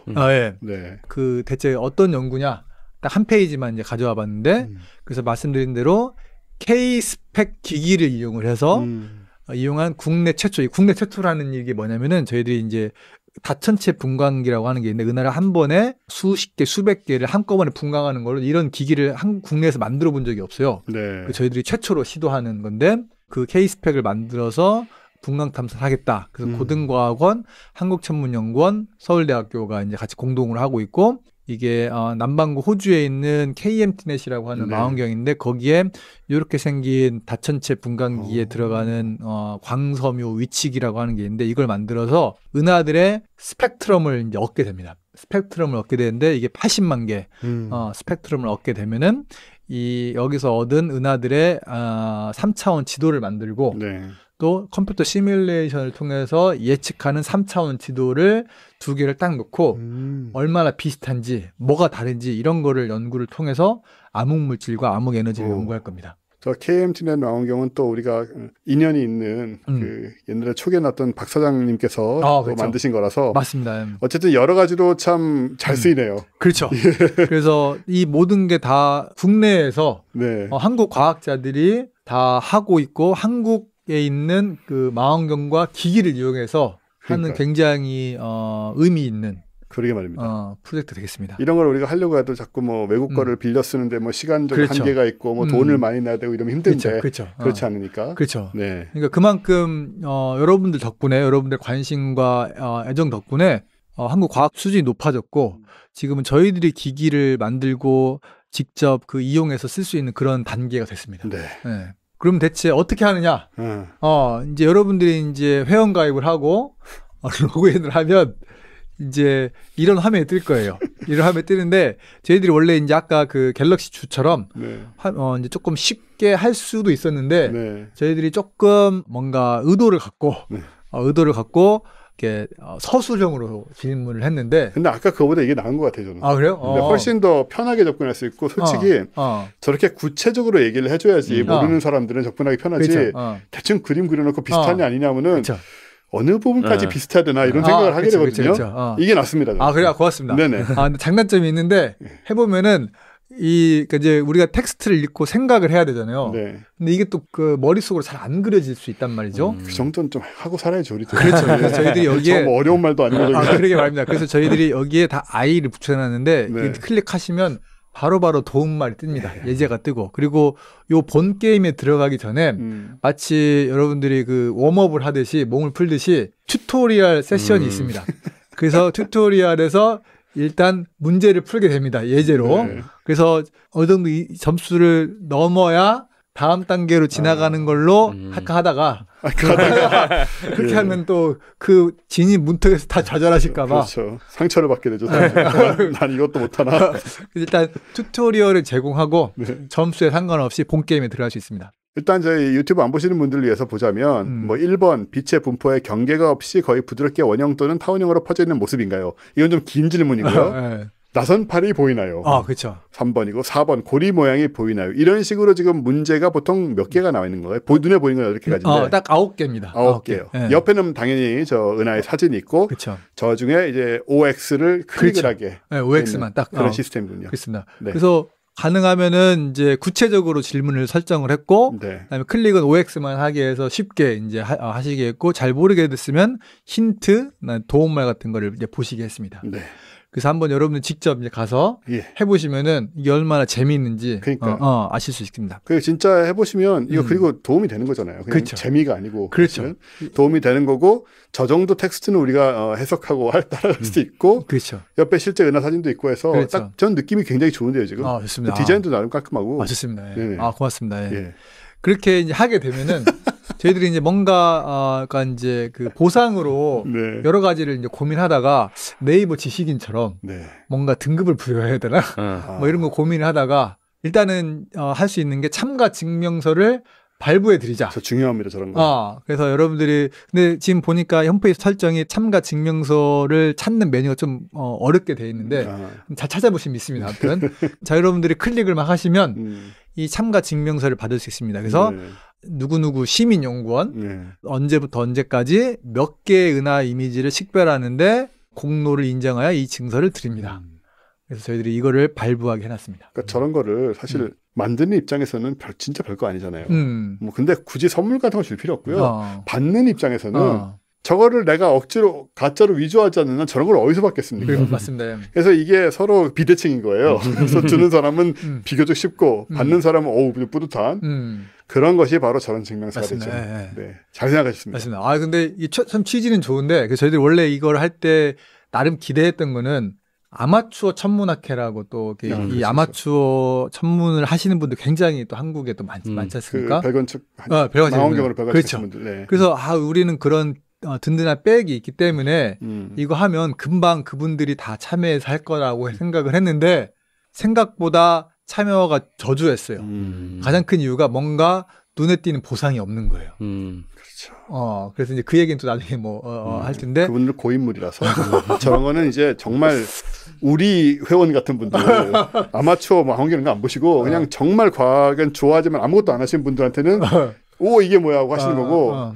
이번에 오로라 여행 때도 몇 분 오시긴 했었습니다. 아마추어 그러니까 이런 아마추어 하시는 분들은 오히려 진짜 오랫동안 뭔가 그 자부심도 있고 해서 뭐 내가 이런 걸 해야 되나라는 진짜 상상입니다. 추측에 불과한데. 당연히 그분들의 도움이 필요했어요. 계속 저 아마추어 천문학회 회원이고, 그 회비도 내고, 게시판에 가서 글도 쓰고 이렇게 해서 했는데 아무튼 그래서 저희들이 이제 그 참여를 활성화할 수 있는 방안에 대해서 지금 이제 고민 중인데 아무튼 좀 잘 부탁드리고 그래서 일단은 거의 다 했는데 현재 그러면 누가 참여를 하고 있는 대충 좀 몇 가지 이제 그림을 보여드리면 이게 이제 지난주에 조사 결과인데 1,700명이 참여를 하고 있습니다. 그래서 보시면은 10대가 한 절반, 20대가 한 4분의 1 정도 이렇게 참여를 하고 있고요. 요 그래프는 뭐냐면은 오른쪽이 과거고요. 왼쪽이 현재입니다. 시간에 따라서 분류한 그 횟수가 얼마나 많은가? 이제 오른쪽에 보시다시피 저희들이 사이트를 처음 이제 오픈했을 때 이제 우르르 많다가 정확히 있었죠. 이때 무슨 일이 벌어졌는지 아직 파악을 못했어요. 진짜 저건 좀 유의미한데요, 확실하게. 이때 저희들이 계속 광고를 계속 하긴 했는데 이때 이제 이 일이 있었고 저때 무슨 중요한 천문학 이슈가 있었던 게 아니면 유명한 사람이 한마디 한 겁니다.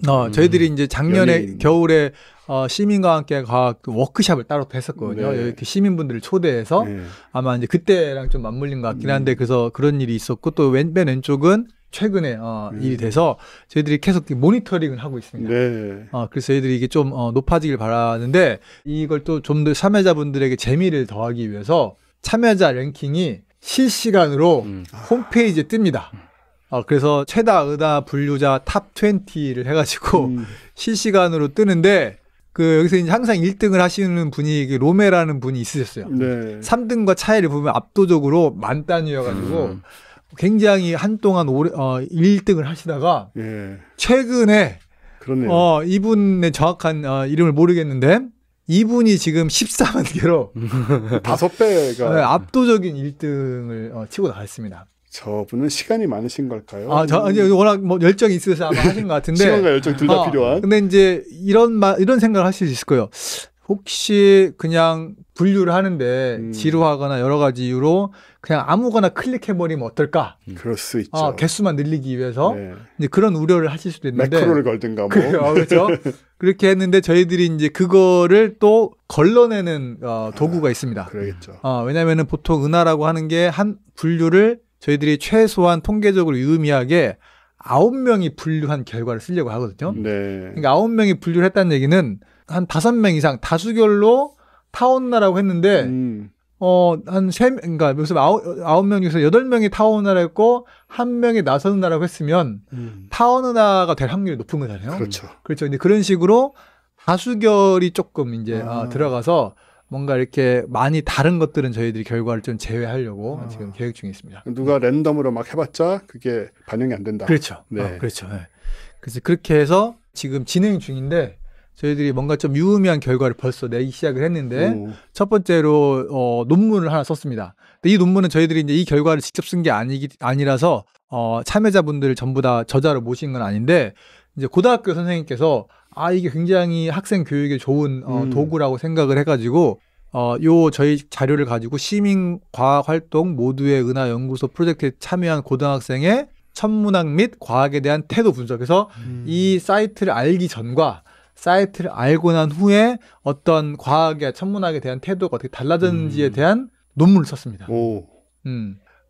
결과는 뭐 사이트 접하고 난 후에 관심이 더 많았다. 그렇죠. 설마 뭐 많아졌겠죠, 아무리. 근데 이제 그걸 이제 논문으로 쓰기 위해서 정량적으로 분석하고 그런 일을 해가지고 저희들이 이제 첫 번째 어떤 유의미한 결과를 내서 굉장히 뿌듯하고 그래서 어몽진 선생님께 굉장히 감사드립니다. 네. 그리고 두 번째로는 저희가 직접 현재 하고 있는 일인데 한국과학기술한림원에서 제가 이제 그 멘토로 고등학생 멘토링을 하고 있는 프로젝트가 있는데 고등학생과 함께 이 과학 자료 이제 분류한 자료를 가지고 이 분류가 얼마나 잘 됐는지 이전 사람들의 결과와 비교하고 아직 분류가 안 된 거 여러분들이 분류한 자료를 학습해서 인공지능으로 분류를 할 수 있는지 이런 것들을 저희 지금 테스트하고 있습니다. 네.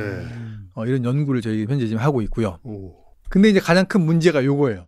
저희들이 이제 분류를 해야 될 은하는 총 80만 개인데 그 중에서 급한 게 35만 개입니다. 35만 개인데 여기 보시면 아시다시피 현재 한 번이라도 분류가 된 적이 있는 게 40%고 한 번도 분류가 안 된 게 57%. 많이 모자라네요. 그러니까 57%니까 대충 한 20만 개 넘게가 아직 분류가 한 번도 안 됐습니다. 그렇기 때문에 여러분의 힘이 도움이 필요한 겁니다. 여러분 우리 라디오 들으시는 분들, 팟캐스트 들으시는 분들, 유튜브 듣는 분들 많지 않으니까 유튜브 듣는 분들이 뭐 한 열 몇 개씩만 해줘도 금방 찰 것 같은데. 그렇죠. 팟캐스트 듣는 분들이 열 몇 개씩만 해줘도. 그렇죠. 근데 이게 이런 식으로 계산했는데도 실제로 그렇게 되진 않지만. 그렇죠. 그래도 도움이 되지 않을까. 그리고 20만 개니까 이제 과학과 사람들 이제 구독자분들이 보통 한 이제 만 단위가 넘잖아요. 예, 저희 다 구독자는 구독자에 비해서 청취자가 훨씬 많은 케이스라서. 예, 뭐 열심히 조금만 그냥 한 번씩만 해줘도 한 개씩만 해도 이미 뭐 수만 개가 되기 때문에. 그러니까요. 우리 천문학 발전에 큰 도움이 되는 건 아니겠습니까? 그렇습니다. 예. 그래서 여러분들 도움이 필요하고 저희들이 일단 여기 이제 오늘 처음으로 이제 이런 공개적인 자리에서 이런 직접 방송을 해서 광고를 하는 건 처음이고요. 아, 그러세요? 네. 지금까지 어떻게 그 기회가 없었을까요? 어째서 그럴까요? 이제 제가 게을른 가시였는데요. 아무튼 그랬고 이제 그 국립과천과학관과 저희가 이제 힘을 합쳐서 국립과천과학관에서 교육 프로그램으로 이걸 진행하기로 했습니다. 그래서 은하라고 하는 거를 교육을 하고 오신 참가자분들한테 그리고 각자 숙제를 내줘서 이제 하고 실제로 저희가 이제 교양 강의를 할 때 학생들한테 숙제를 내줍니다. 30개씩 해서 그 증명서를 올리도록. 그렇게 했더니 100개 하는 친구도 있고, 가산점을 조금 주고. 그래서 이제 제가 국립과천과학관 얘기를 했는데, 국립과천과학관에 안 그래도 지난주에 가서 관장님을 만나고, 이런 시민과학 프로젝트 같이 협력을 하자라고 했는데, 이게 다음에 꼭 광고를 해달라고 하는 게 하나 있어. 제가 가져왔는데, 거기 국립과천과학관에 가보시면 여러분들 그 천체관에 보면은 화성 스페이스 아날로그라고 하는 전시관이 있는데 그런 게 있군요. 거기 가면은 화성에 간 듯한 느낌을 주는 그런 장소가 있습니다. 저거는 언제 만들어졌나요? 만들어진 지는 꽤 됐더라고요. 저도 처음 봤고 그래서 여러분들이 아시다시피 이제 중력이 다르니까 다른 중력을 느낄 수 있는 거랑 그런 거 느낄 수 있나요, 저기서? 그렇죠. 어떻게 가능하죠, 그게? 약간 이제 잡아 끌어서 이제 그런 것까지 하는구나. 그렇기 때문에 여러분들 가면은 화성에 대한 어떤 체험을 할 수 있는 문제는 이게 굉장히 고가의 그런 시설임에도 불구하고 그렇겠네요. 많은 분들이 몰라서 못 가기 때문에 처음 들었어요, 저도. 그러니까 꼭 한번 여러분들 가서 체험해 보시기를 이제 바라는 마음에서 우리 이제 일론 머스크와 함께 가려면 화성에 100명씩 가려면 저거 뭐 3분의 1 중력도 한번 느껴봐야 되고 그렇죠. 근데 이런 경우라면 저기 들어가기 위해서는 예를 들어서 그걸 뭐 10개씩 하고 가야 된다든가 뭐 이런 거 있어야 되는 거 아니에요? 입장할 때? 일단 그 교육 프로그램 참가는 누구나 이제 하실 수 있고 이제 거기에 가면은 저 스페이스 아날로그 가는 거기에 입장하기 위해서 10,000원인가 필요하다고 하더라고요. 10,000원이면 한 2시간 정도 여러분들 재밌게 즐길 수 있다. 하니까 그럼 가볼만 하겠습니다. 진짜. 한번 꼭 가봐서 한번 해보시면 좋겠습니다. 저는 뭐 당연히 과천과학관에 가면 쉽게 찾을 수 있을 것이고. 그렇죠.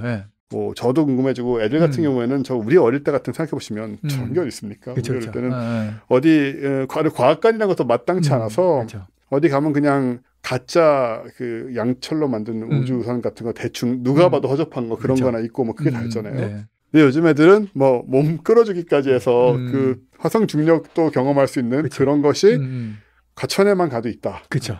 이게 정말 달라진 모습인 것 같습니다. 맞습니다. 저게 있는데 왜 이용하지 않느냐, 여러분. 그렇죠. 그리고 우리 모두의 은하연구소에 저 참여할 수 있는 기회가 있는데 왜 하지 않는가? 여러분 스스로 한번 되물어 보시고 저도 해야겠고 다들 이렇게 검색하고 들어가셔서 아까 그 시민 그 홈페이지 이름이 시민과 함께 과학이고 그 안에 지금 모두의 은하연구소 가면 이제 그 설문이 아니고 사진을 보면서 보면서 이제 클릭 해주는 게 있으니까 그래서 여러분들 진짜 특히 사람들 여러분 그거 시간 내서 10개 100개 하는 거 아무것도 아니에요. 주말에 100개만 해서 100명이면 10,000개잖아요. 그렇죠. 그런 식으로 해서 우리 지금 정체돼 있습니다. 지금 진행이 늦어지고 있어요. 분리가 안 돼가지고 조금만 도와주시면 우리나라 천문학계에 큰 발전이 있을 수 있다. 그렇죠. 그런 마음을 가지고 그리고 증명서도 받고. 그렇죠. 이제 아무튼 마지막 슬라이드인데 이제 여러분의 참여가 은하와 우주 연구에 큰 기여를 할 수 있는데 저희들이 이제 강조드리고 싶은 거는 과학자 연구를 여러분들이 이렇게 도와주고 그냥 빠지는 게 아니라 여러분들이 직접 과학 연구에 참여하는 거거든요. 그러니까 여러분들이 아까 나왔듯이 시민 과학자가 되는 거예요. 진짜로 그렇더라고요. 보니까는 열심히 봐야 되고 답을 해야 되잖아요. 그냥 뭐 예를 들어 세티홈 제가 하던 같은 경우에는 그냥 컴퓨터 켜놓기만 하면 되는 거였고 제가 하는 일은 아무것도 없었거든요. 물론 그래서 편하긴 했으나 꽁으로 먹는 느낌은 있었지만 이거는 어쨌든 내 눈으로 보고 그렇죠. 판단을 해야 되는 맞습니다. 어쨌든 그것도 과학의 영역이기 맞습니다. 때문에 맞습니다. 예. 그리고 실제로 반영된다라는 거 그냥 그렇죠. 하고 마는 게 아니고 그렇죠. 원래 있는 거를 내가 맞춰보고 그렇죠. 뭐 이런 게 아니니까 맞습니다. 그런 의미에서 중요한 것 같습니다. 그렇습니다. 예. 네네. 그래서 여러분의 꼭 참여를 네. 기대하겠습니다.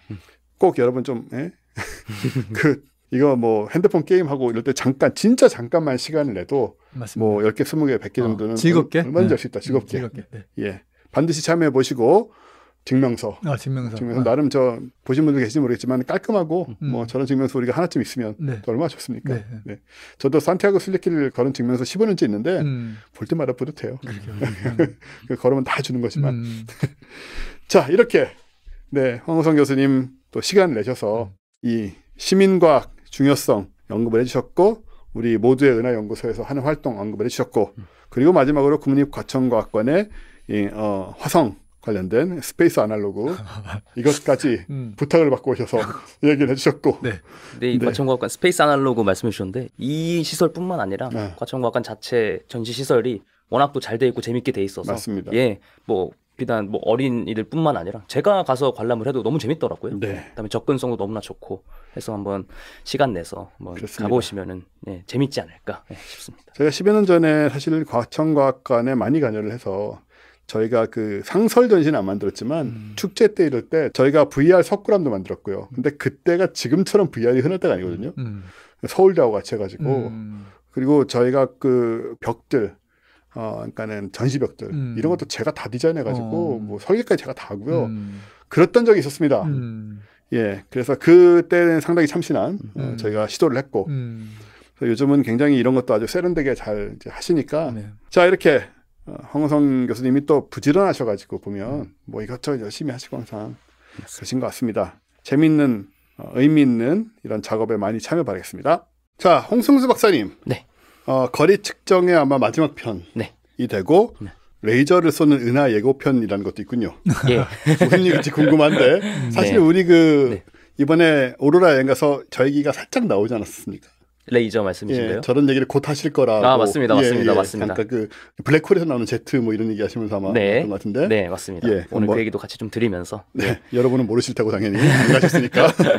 자, 무슨 얘기인지 한번 들어보도록 하죠. 네, 그래서 계속 제가 이제 몇 달에 걸쳐서 이제 거리 측정 표준 촛불 스탠다드 캔들을 이용한 우주에서 먼 거리까지 거리 측정에 관련돼서 이야기를 드려오고 있었습니다. 다양한 방법들이 있었는데 그것들을 이제 한번 다 연결을 시켜가면서 정리를 하는 시간 한번 가져보려고 하고 그리고 조금은 생뚱맞고 비과학적인 얘기로 보일 수도 있지만 레이저를 쏘는 은하라는 어떤 주제를 가지고 예고편을 한번 진행을 해보려고 합니다. 우린 레이저 쏘다가 못 쏘겠는데 그렇죠? 그렇죠. 예, 한번 시작을 해보겠습니다. 예, 지금까지 계속 거리 사다리에 대해서 말씀을 드렸었습니다. 기억하실지 모르겠지만, 이전 영상에서 가이아 망원경을 이용해서 가까운 별까지 거리를 측정하는 방법에 대해서 배웠습니다. 이때 사용하는 가장 기본적인 개념이 바로 삼각시차를 이용하는 방법이었습니다. 지구의 공전, 연주 운동이라고 하나요? 예, 지구가 태양 주위를 공전하면서 그 시선 방향이 바뀜으로 인해서 별들의 어떤 위치가 바뀌게 되는데 그게 움직이는 각도가 크면은 당연히 가까이 있는 거고 각도가 작으면 멀리 있는 거다. 요게 바로 별까지의 거리를 바로 직접적으로 측정할 수 있게 하는 방법이다. 라는 방법을 이제 소개를 시켜드렸습니다. 그리고 요거를 정확하게 수많은 별들에 대해서 측정하기 위해서 발사한 우주망원경이 가이아 망원경이다 라고 말씀을 드렸었습니다. 이어서 이제 세페이드 변광성의 주기광도 관계를 이용한 거리 측정 방법에 대해서도 말씀을 드렸습니다. 사실 삼각시차 방법이 가장 정확한 천체까지의 가장 정확한 거리를 줄 수 있긴 하지만 삼각시차 방법으로 측정 가능한 그 거리는 상당히 제한됩니다. 가까운 별들까지밖에 사용하지 못합니다. 그에 반해 세페이드 변광성은 굉장히 밝기 때문에 주기광도 관계를 이용해서 절대 밝기를 알 수가 있는데 그게 상당히 밝기 때문에 아주 먼 은하의 거리까지 측정을 할 수가 있게 되는 거죠. 그래서 우리 은하 내에 있는 세페이드 변광성에 대해서 삼각시차 방법으로 거리를 측정할 수 있고 또 주기광도 관계를 여기다 이제 적용을 하게 되면은 주기광도 관계의 0점을 우리가 조절을 할 수 있는 거죠. 드디어 이제 절대 밝기와 광도 사이에 관계가 있는 건 알지만 그래서 정확히 주기가 얼마일 때 절대 밝기가 얼마인지 그 값을 제시하는 거는 바로 요 0점, 삼각시차 방법으로 측정한 거리가 있어야지만 네네. 그 0점을 알 수 있다. 네, 이런 얘기를 들었었습니다. 그래서 이런 식으로 우리 은하 내 세페이드 변광성들에 대해서 이제 삼각시차 방법으로 측정한 거리와 주기광도 관계를 이용하여 측정한 거리에 이러한 어떤 상관관계를 우리가 쭉 만들 수가 있습니다. 그래서 말씀을 드렸듯이 삼각시차로 측정한 그 한계 거리가 얼마 되지 않기 때문에 요 관계식을 이용해서 우리가 이제 세페이드 변광성을 이용한 거리 측정 방법을 우리가 이제 툴을 우리가 손에 얻게 되었고 네. 요거를 훨씬 더 먼 거리까지 적용을 해서 거리를 측정할 수가 있습니다. 그래서 이제 세로축에 세페이드 변광성이 있었는데 요거를 이제 가로축을 이제 확장을 한 거죠. 더 먼 거리를 확장을 한 거죠. 네. 그래서 요 방법을 이용해서 더 먼 우주까지의 거리를 이제 측정을 할 수가 있게 되는 겁니다. 하지만 이제 세페이드 변광성이 밝긴 하지만 당연히 이제 거리가 멀어질수록 어두워지겠죠. 그러니까 어느 정도까지 거리를 가면 세페이드 변광성도 더 이상 관측이 힘들어지는 거리가 있을 겁니다. 아무튼 그래서 이제 먼 거리의 외부 은하까지의 거리를 이제 세페이드 변광성을 이용해서 이제 측정하는 어떤 방법과 그 원리, 그 다음에 어떤 그 역사에 대해서 이제 한 두세 번에 걸쳐서 말씀을 드렸었습니다. 밑에 거리 지수는 메가 파섹인가요, 뭔가요? 아닙니다. 매그니튜드입니다. 등급입니다. 네, 요거는 이제 우리 관측되는 등급과 절대 등급의 차이를 거리 지수라고 정의를 하는데, 요게 바로 거리와 비례되는 양이기 때문에 요것을 천문학자들이 거리 지수를 말 그대로 거리를 나타내는 지수입니다. 네, 그렇군요. 매그니튜드입니다. 그래서 이렇게 외부 은하까지 거리 측정에 대해서 또 말씀을 몇 차례 드렸었습니다. 하지만 말씀을 드렸듯이 세페이드로 측정 가능한 한계 거리가 마찬가지로 존재하기 때문에 우리는 더 먼 우주까지의 거리를 측정하기 위해서는 또 다른 더 밝은 스탠다드 캔들이 필요합니다. 그게 바로 이제 타이번 A 초신성이 되겠지요. 그래서 이제 적절한 거리에 있는 은하들은 세페이드 변광성도 은하대에 가지고 있지만 타이번 A 초신성 역시 가지고 있는 은하들이 있습니다. 즉 그 은하까지의 거리는 같은데 그 은하까지의 거리를 측정할 수 있는 두 가지 툴을 다 갖고 있는 거죠, 은하가. 하나는 세페이드 변광성, 하나는 타이번 A 초신성. 그렇기 때문에 우리가 세페이드 변광성으로 이 은하까지의 거리를 추정을 했으니까 이거를 가지고 타이번 A 초신성의 어떠한 그 0점을 다시 조절을 할 수가 있는 겁니다. 그래서 이런 방법을 통해서 요 겹치는 샘플들을 통해서 타이번 A 초신성의 그 0점을 다시 조절을 했고 요거를 다시 더 먼 우주로 확장해서 더 먼 우주까지의 거리를 측정할 수 있게 되었다. 지금 이 표는 처음 보여주시는 거죠? 그렇죠. 붙어있는 그 표들은? 네. 지금까지는 요 각각 그래프에서 그 각 하나의 축에 대해서 어떤 식으로 이루어지는지를 말씀을 드렸다면은 요 전 합쳐놓은 그래프가 이제 요것들이 어떤 식으로 이어지는지를 보여주는 거고, 요렇게 이어지는 거를 우리가 거리 사다리라고 이제 부르는 거죠. 이렇게 일목요연하게 잘 들어오네요. 그렇죠. 그래서 요게 이제 아담 리즈라고 하는 천문학자가 최근 논문에서 쓰는 이제 아주 멋있는 그림을 통해서 이렇게 보여준 건데, 이 천문학자가 바로 그 노벨상, 그 암흑 에너지 발견으로 그 노벨상을 받은 아담 리스, 그다음에 소울 펄머터, 그다음에 브라이언 슈미트, 그 세 명 중 한 명입니다. 현재까지도 아주 활발하게 연구 활동을 진행을 하고 있습니다. 그래서 요 타이번 A 초신성과 관련된 거리 측정에 관련해서도 지난 시간에 한번 말씀을 드렸었습니다.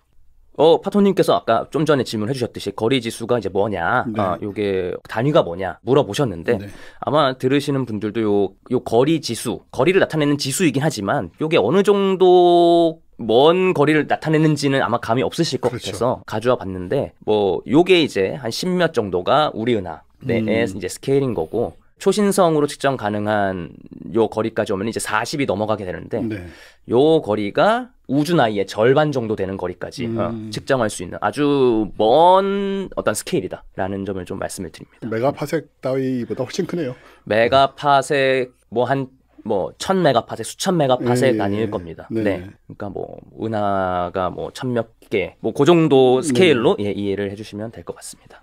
그런데 이제 보시면은 그래서 이제 지오메트리, 그 삼각 시차로부터 시작해서 쭉 초신성 더 먼 우주까지의 이런 어떤 관계식이 정립이 되는데, 지금 보시면은 여기 부분이 좀 비어 있습니다, 사실. 그러네요, 진짜. 사실 그러니까 물론 여기에 너무나 좋은 상관관계가 이게 쭉 있으니까 여기까지도 뭐 큰 의심 없이 잘 뻗어나갈 거라는 건 우리가 예상할 수 있지만 혹시나 여기에 혹시 이게 기준점을 잡아줄 만한 점들이 한쪽으로 약간씩 치우쳐져 있게 되면은 기울기가 조금씩 바뀔 수 있게 되지 않겠습니까?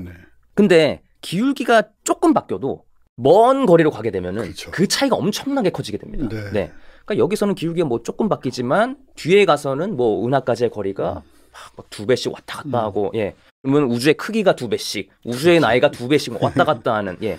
그런 엄청난 영향을 미치게 되기 때문에 이 관계식을 아주 잘 정립하는 게 매우 중요합니다. 네. 네. 즉 기울기 작은 차이가 먼 거리에서 커다란 시스테매틱 에러로 전파가 되는 거죠. 예. 지난 시간에 우리가 시스테매틱 에러에 대해서 또 얘기를 나눴었던 그렇죠. 적이 있고요. 그래서 여기까지는 이제 삼각 시차로 이제 측정이 가능한데 요거보다 짧은 거리 안에서는 이 이후에는 삼각시로 측정이 불가능하지 않습니까? 네. 그렇기 때문에 삼각 시차가 아닌 독립적인 방법으로 거리를 측정할 수 있는 어떤 방법이 필요합니다. 천체도 필요하고. 네. 그러한 대상이 되는 천체들이 몇 개가 있는데 그중 하나가 이제 LMC라고 불리는 라지 마젤란 클라우드, 대마젤란 은하. 그다음에 M31 안드로메다 은하죠. 이번에 옐로나이프 가서도 우리가 맨눈으로 본 적이 있었고요. 정확하게 말하면 뭐라 그러지? 옆으로 보는 주변시. 예, 주변시로 보면 얼핏 보인다라고. 아, 그럼요. 다들 마음의 눈으로 봤습니다, 거의. 네. 어디 있다고 하시니까 네. 저건가. 쌍안경을 보면 더 이제 확실하게 보셨던 기억이 나실 겁니다.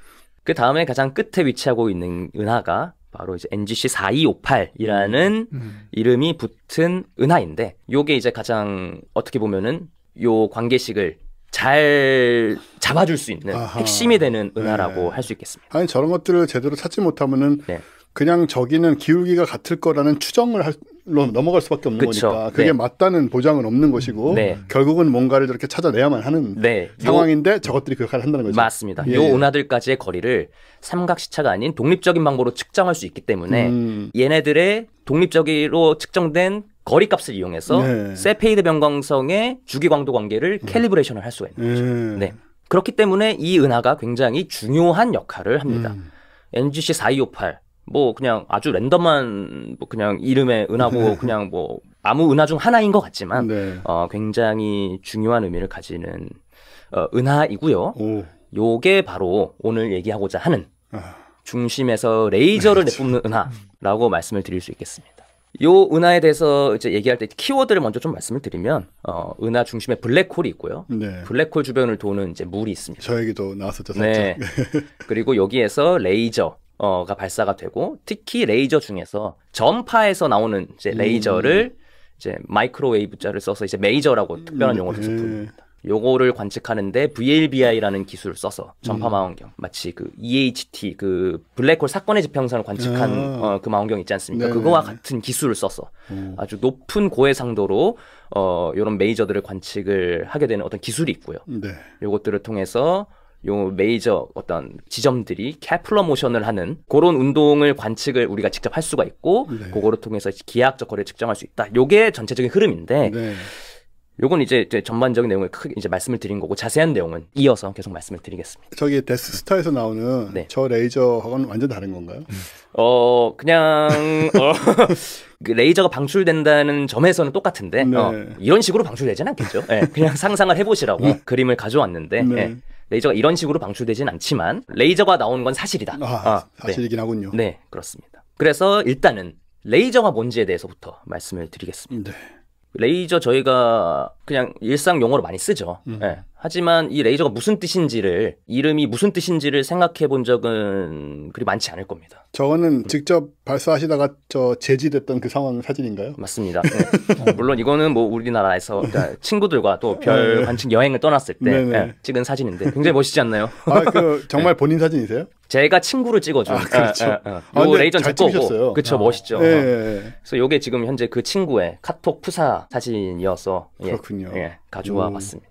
물론 그러니까 일반적인 맑은 날에 요 레이저를 비추게 되면은 사실 요 패스가 남진 않습니다. 사진에 잘 남지 않습니다. 안타깝게도 요 날은 그 습기가 많아서 안개가 좀 꼈던 날이어가지고 레이저로 쐈을 때 요 패스가 잘 남아서 요런 멋진 사진을 남길 수 별은 보진 못했지만 별은 잘 안 보였지만 요런 멋진 사진을 남길 수 있었던 날이었습니다. 아마 그래서 이번에 옐로나이프 가서도 뭐 레이저를 마음껏 켤 수 있었다 하더라도 요런 사진은 좀 남기기 힘들지 않았을까. 날씨가 너무 좋았기 때문에. 그래서 요런 레이저 영어로 쓰면은 LASER 요렇게 쓰는데 줄임말입니다. 두 문자어입니다. 요거는 Light Amplification by Stimulated Emission of Radiation 이라는 용어의 줄임말이고 우리말로 하면은 광선 증폭입니다. 네. 뭐에 의한? 유도 방출에 의한 광선 증폭. 멋있지 않네요. 네.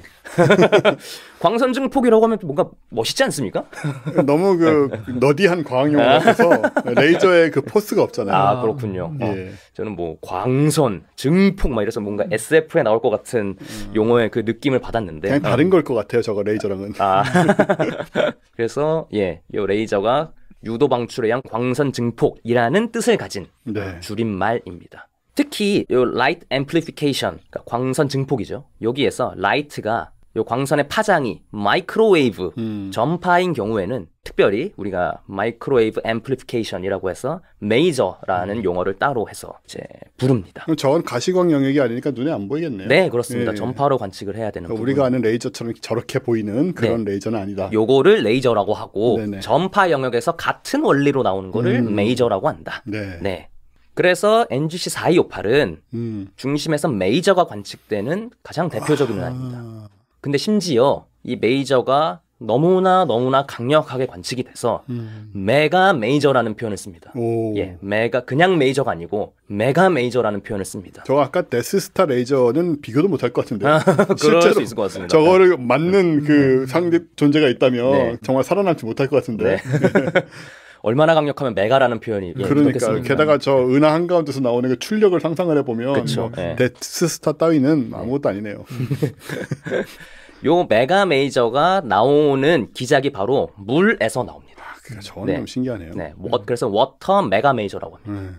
재밌는 게 이번에 옐로나이프 가서 그 식사를 같이 이제 한 테이블에서 했던 가족이 있었습니다. 예, 그 어린 아드님과 함께 오신 분이었는데 아드님이 굉장히 우주에 대해서 초등학교 한 10살 되는 친구였습니다. 근데 우주에 대해서 너무 흥미가 많은 친구였어요. 근데 제가 어쨌든 천문학자 입장으로 갔으니까 아버님께서 이제 저한테 뭐 이것저것 많이 물어보라고 하셨고 저도 학생하고 대화를 많이 했습니다. 그 친구하고. 근데 이제 평소에도 그런 책이나 아니면 유튜브도 많이 보는 것 같고 천문학 관련해서 그래서 그 지식들이 너무 많더라고요. 근데 물론 이렇게 얘기를 하다 보면은 어린아이들이 우주에 대해서 인지를 할 때 아주 그 단편적인 지식들을 많이 이제 가지고 있는 경우가 많긴 한데 그리고 수치에 되게 집착합니다. 예, 수치에 집착하고 이름에 집착하고 근데 그게 어딥니까? 네. 그래서 막 그 본인의 머릿속에 있는 지식들을 막 나열을 해서 저도 이제 감탄을 하고 있었습니다. 네. 근데 그 와중에 어떤 그 단편적인 지식들이 또 많다 보니까 그 친구가 했던 얘기 중에 무슨 블랙홀이 있는데요. 그 블랙홀 주변에는 뭐 물이 돌고 있어가지고 뭐 어떻대요. 뭐 이런 얘기를 하니까 아버님께서 그거는 블랙홀 주위에 물이 도는 거는 그거는 있을 수 없는 일이야. 약간 이런 식으로 이제 말씀을 하셨어요. 근데 저는 마침 이 토픽을 준비하고 있던 입장에서 아버님 아닙니다. 그건 놀랍게도 사실입니다. 물론 이 아이가 어디서 이제 허황된 얘기를 주워듣고 하는 얘기처럼 들리지만 블랙홀 주변에 물이란 이게 얼마나 허황된 얘기처럼 들립니까? 그렇게 들리죠, 진짜. 네. 근데 그 놀랍게도 사실입니다. 라고 말씀을 드렸더니 아버님께서도 정말 놀라시면서 그러냐고. 그래서 아드님을 되게 대견하게 쳐다보시던 기억이 있습니다. 이 기회에 제가 한마디 하고 싶은 게 진짜로 10여 년 전에 그러니까 뭐 제가 가천각관 행사하고 이럴 때는 거기에 그 초등학생들이 와서는 가장 우주 관련해서 가장 똑똑한 얘기가 우주의 나이. 뭐 138억 년 혹은 뭐 은하가 몇 개 있다. 뭐 수천억 개, 뭐 별이 몇 개 있다. 이 정도 수준이었어요. 그러니까 뭐 블랙홀은 뭘 끌어당긴다. 이 정도 수준의 굉장히 기초적인 얘기였는데 저희 과학과 사람들의 공만은 아니지만 이런 이제 과학대중화의 공으로 인해서 이제 애들이 이런 것까지 들어가서 이런 얘기까지 어디서 듣고 와서 할 정도로 디테일해진 거죠. 정말 큰 차이입니다. 10몇 년 동안에. 맞습니다. 막간을 이용해서. 네. 사실이죠. 네. 아무튼 그래서 그 아버님께서 굉장히 놀라셨고 그래서 제가 곧 다음 편 별에 있는 사람들 다음 편에서 이 얘기를 할 예정이다 라고 이제 말씀을 이제 드렸었고 아마 지금도 듣고 계시지 않을까 한번 기대를 해보면서 얘기를 해보겠습니다. 그래서 이 은하의 중심에는 초거대 질량 블랙홀 슈퍼매시브 블랙홀이 있고 그 블랙홀이 형성하는 그 강착 원반 어크리션 디스크에 물이 존재를 합니다. 그래서 여기 보시면은 워터 메가 메이저는 originate from 기원한다. 어디서 기원하냐면 슈퍼매시브 블랙홀 근처에서 이제 기원을 한다라는 얘기가 있고 보면 VLBI 스터디 얘기도 있고 한데 이거로부터 알 수 있는 중요한 정보가 무엇이냐? 바로 거리를 측정할 수 있다. distance to the galaxies. 거리를 측정할 수 있다라는 얘기가 이제 있습니다. 이런 메가 메이저가 관측된 은하들이 여러 개 있지만 그 중에서 가장 중요한 위치를 차지하고 가장 연구가 많이 된 은하가 바로 요 NGC 4258이라고 불리는 은하여서 오늘 이 얘기를 드리려고 하고 본격적인 얘기를 드리기 전에 과연 요 레이저 또는 메이저가 어떤 원리에 의해서 발생을 하는지를 좀 소개시켜 드리려고 합니다. 저 얘기는 자세한 건 다음에 해주시는 건가요? 예. 저 궁금한 게 좀 있겠는데 그럼 그것도 다음 시간에. 예, 다음 시간에. 예. 그래서 예고편이군요. 그렇습니다. 예. 이제 메이저가 어떻게 발생하는지 그 기본 원리에 대해서부터 좀 말씀을 드리겠습니다. 원자 또는 분자의 에너지 준위가 이제 여러 개 있지 않습니까? 양자 역학에 의해서 여러 개 있는데 그거를 아주 단순화해서 그리면 이렇게 되겠습니다. 핵 주변에 전자가 위치할 수 있는 에너지 레벨이 여러 개가 있는데 바닥 상태를 E1이라고 하고 들뜬 상태를 E2라고 하겠습니다. 네. 전자는 보통 바닥 상태에 위치합니다. 예, 이거 그라운드 스테이트라고 하고 바닥 상태 매우 안정된 상태입니다. 어떤 이유에 의해서 외부에서 에너지가 들어와서 전자가 에너지를 받아서 들뜬 상태로 가게 됩니다. 들뜬 상태는 매우 불안정해서 이 들뜬 상태의 전자는 하루빨리 안정된 바닥 상태로 돌아가고 싶어하는 성질을 가지고 있습니다. 네. 바닥 상태로 내려가면서 어떠한 일이 벌어지냐, 요 전자 궤도 사이의 에너지 차이에 해당하는 그 에너지만큼의 빛을 방출하면서 다시 바닥 상태로 떨어집니다. 네. 이건 아주 이제 자연스러운 일이고요.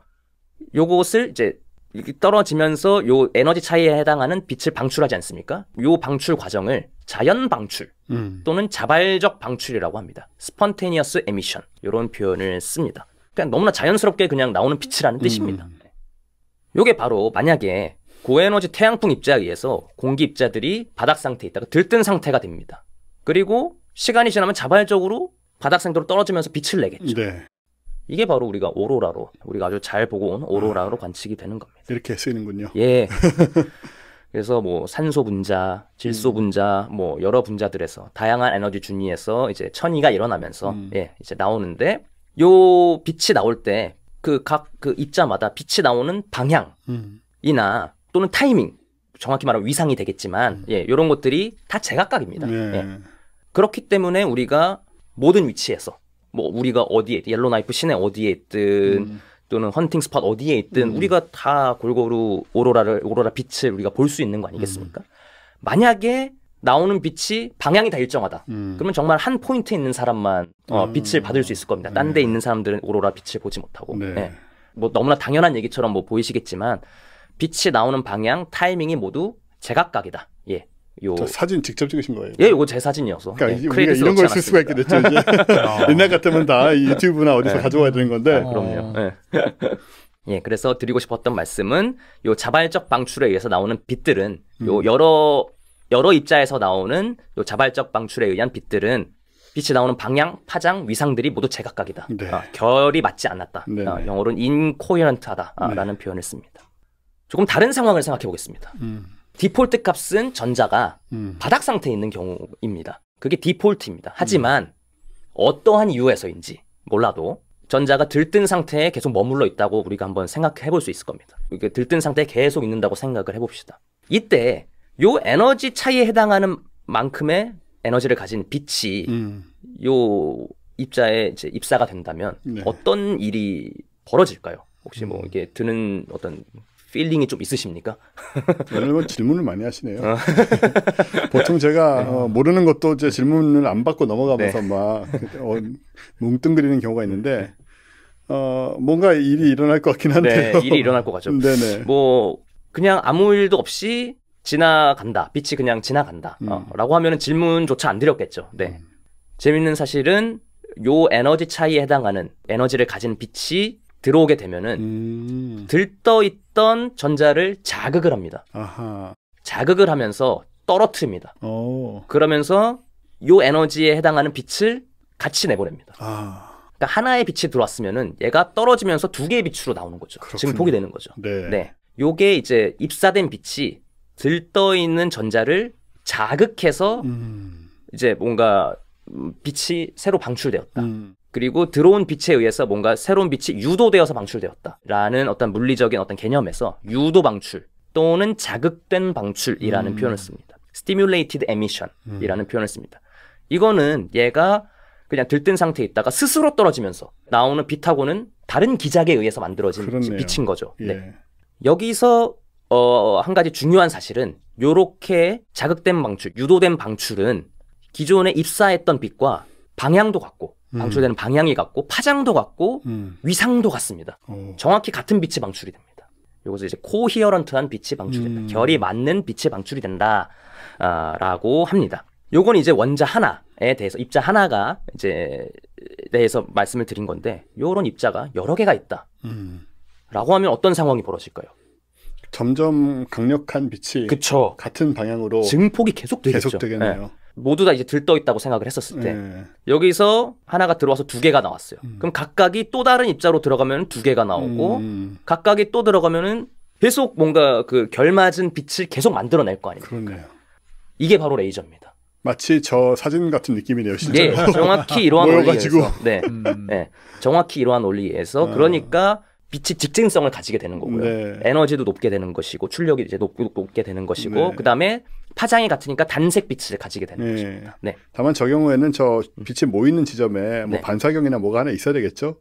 저렇게 모여가지고 한 덩어리로 저 방향이 바뀌면서 저렇게 뿜어나갈 수 있을까요? 그러게요. 네. 예, 뭐 이런 경우는 이제 뭐 어떻게 해석해야 될지는 잘 모르겠지만 이거 어차피 뭐 예. SF 예, 뭐 그냥 일러스트리스라고 멋있게 그냥 하려고 해놓은 거죠. 예, 요게 바로 레이저의 원리가 되겠습니다. 저런 식으로 증폭을 한다. 그래서 라이트 앰플리피케이션입니다. 네. 네. 그래서 다시 이름을 보게 되면은 광선 증폭인데 요 유도 방출에 의한 증폭입니다.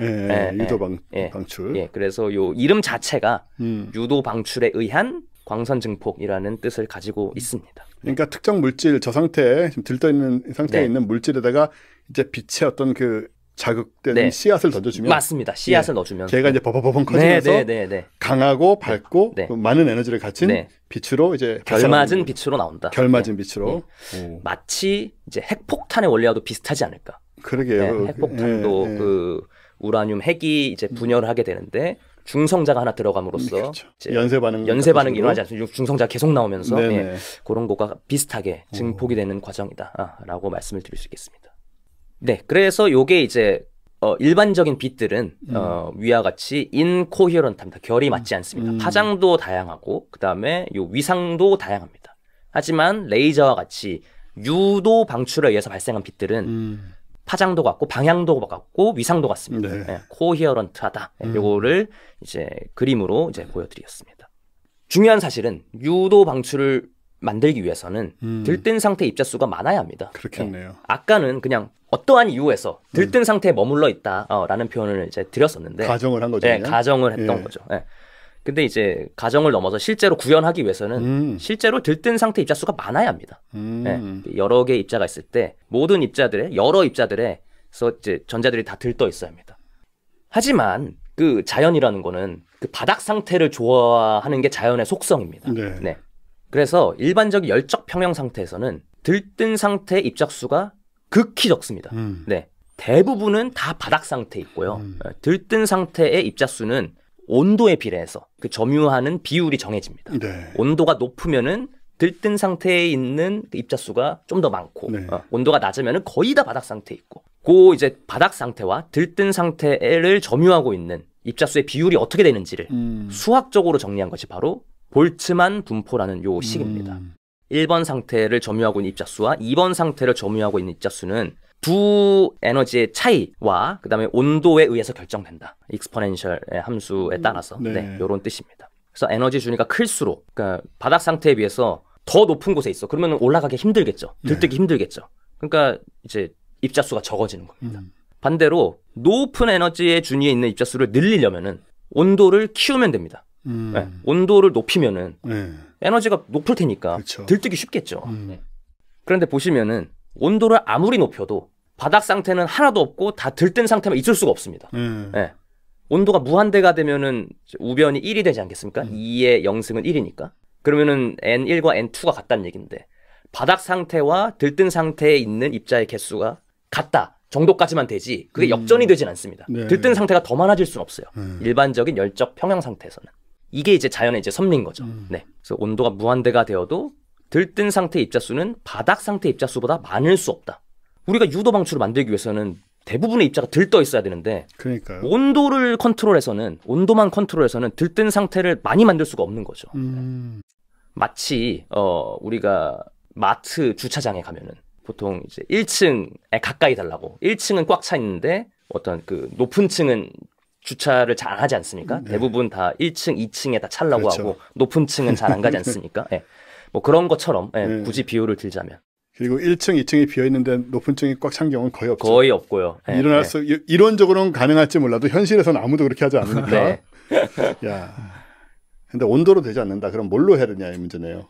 그러면 외부 요인을 줘야죠. 외부 요인이 된다. 어떻게 해야 될까요? 다 이제 1층 꽉 차 있고 2층부터 이제 1층부터 차기 시작해요. 근데 이제 위에는 텅텅 남아 돌아요. 그러면은 위에다 주차하게 하려면은 뭔가 다른 뭔가 어드밴티지가 있어야 되지 않을까요? 네, 위에다 대면은 뭐 3, 4층에다가 뭐 즐길만한 거리를 좀 만들어 놓던지 네. 주차 요금을 싸게 받던지 뭔가 외부적인 요인이 있어야겠죠. 아니면 1, 2층에서 공사를 하고 있던가. 문을 막아두던가. 그러면은 인위적으로 그렇죠. 주차할 수 있는 그 층을 올려버릴 수 있겠죠. 그것을 해야 된다. 그것을 해야 합니다. 그거를 추가적인 요인으로 들뜬 상태로 만들어주는 과정을 펌핑이라고 합니다. 펌핑. 일반적으로 온도만 높여서는 들뜨게 할 수가 없습니다. 들떠봤자 이제 개수가 얼마 되지 않습니다. 그래서 추가적인 외부 요인을 통해서 요 전자를 들뜬 상태로 펌핑을 해줘야 되고요. 그래서 이렇게 들뜬 상태에 있는 원자의 개수가 바닥 상태에 있는 원자의 개수보다 많아진다. 이거는 일반적인 열적 평형 상태에서는 있을 수가 없는 일인데 인위적으로 이런 상태를 만들어준다. 요거를 population inversion, 밀도 반전이라고 합니다. 요거는 그냥 자연 상태에서는 일어날 수가 없는 거죠. 그래서 일반적으로 우리가 사용하는 그 별 지식이라든지 아니면 레이저 포인터 우리 발표할 때 쓰는 거 그런 거에는 이제 요런 이제 펌핑을 일으켜주는 장치들이 이제 내장이 돼 있고 그런 거는 이제 일반적으로 전기 방전 또는 전류들을 이용해서 이렇게 밀도 반전을 시킨다고 합니다. 요게 기본적인 레이저 또는 메이저의 원리였습니다. 유도 방출에 의한 광선 증폭의 원리였습니다. 다시 NGC 4258로 돌아오겠습니다. 이전에 말씀드렸듯이 요 4258 중심에는 슈퍼매시브 블랙홀과 그 주변에 어크리션 디스크가 이렇게 있습니다. 블랙홀로부터 너무 가깝지도 너무 멀지도 않은 적절한 거리에 방금 말씀드린 그런 기작에 의해서 메이저를 발생시킬 수 있는 물 분자가 존재합니다. 뭐 너무 가까우면은 물 분자가 다 분해돼서 다 이제 깨져버리겠죠. 물 분자가 있을 수가 없겠죠. 왜냐하면 블랙홀 주변은 너무 뜨거울 테니까. 반면에 너무 멀면은 온도가 낮고 밀도도 낮고 하니까 메이저가 발생할 수 있는 환경 자체가 안 되는 겁니다. 그래서 아주 적절한 거리에 있는 물 분자만이 이제 메이저를 만들 수 있는 어떤 환경에 놓인다. 그리고 이제 밀도 반전이 필요한데 메이저가 만들어지기 위해서는 블랙홀로부터 나오는 엑스레이 또는 적외선 등이 물 분자를 이제 펌핑시켜서 바닥 상태보다 들뜬 상태에 있는 그 개수를 더 많이 만들게 됩니다. 이렇게 이런 식으로 펌핑을 시키게 됩니다. 블랙홀로부터 나오는 강력한 어떤 그 레디에이션이.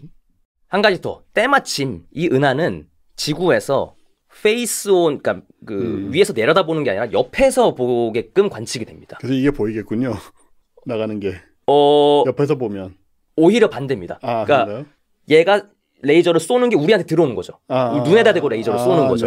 그러니까 우리가 강력한 어떤 레이저를 우리가 관측을 할 수 있는 겁니다. 생각해보니까 옆으로 가면은 아까 말씀드린 것과 같이 해주신 사진에 안 나오는 것처럼 안 나오겠네요.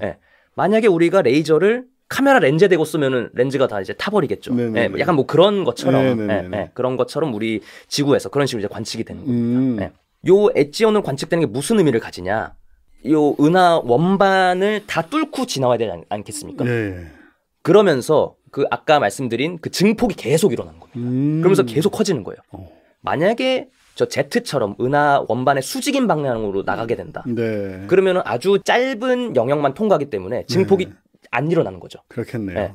하지만 저 원반을 다 뚫고 들어온다고 하면은 그 뚫고 들어오는 동안에 계속 증폭이 일어나서 아주 강력한 레이저가 만들어지는 겁니다. 그럼 하나 궁금한 거는 그러면 그렇게 올 때 그 선상에 있는 천체들은 어떻게 되는 거예요? 괜찮은가요?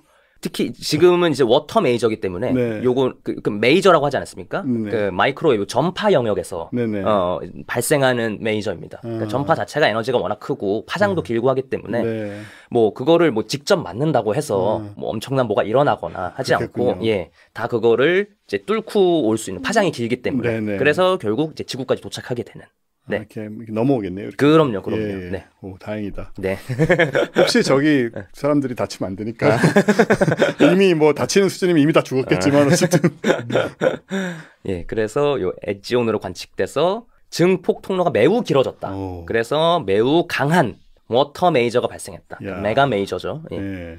그렇기 때문에 거리가 멀지만 지구에서 이제 전파망원경으로 요 메이저를 관측을 할 수 있게 되는 겁니다. 그렇군요. 네. 들어도 처음 들어요, 이 얘기는 진짜. 네, 그렇죠. 아.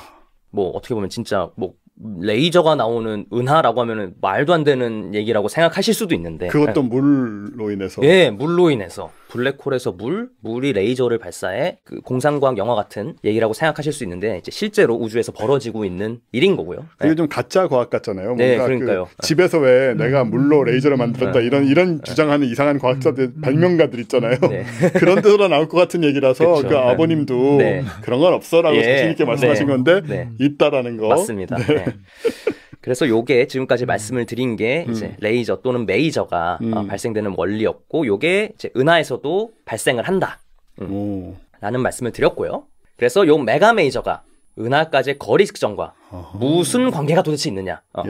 이게 이 은하까지의 거리를 측정하는데 어떻게 쓰이고 어떤 정보를 주는지는 다음 시간에 이어서 말씀을 드리면 좋지 않을까 싶습니다. 예, 오늘이 그 거리 측정의 마지막 시간이 아니군요. 뭐 얘기할 건 한참 남았습니다. 어디까지 우리가 우주의 끝까지 가볼 것인가 거리 측정으로. 사실 궁금하기도 하죠. 정말 이제 정말 먼 거리, 진짜 우리가 우주의 끝이라고 얘기하는 거, 뭐 반지름 뭐 460억 광년이 뭐 470억 광년 이렇게 얘기를 하는데 사실은 그게 어디서 도출됐는지도 왔다 갔다 하거든요.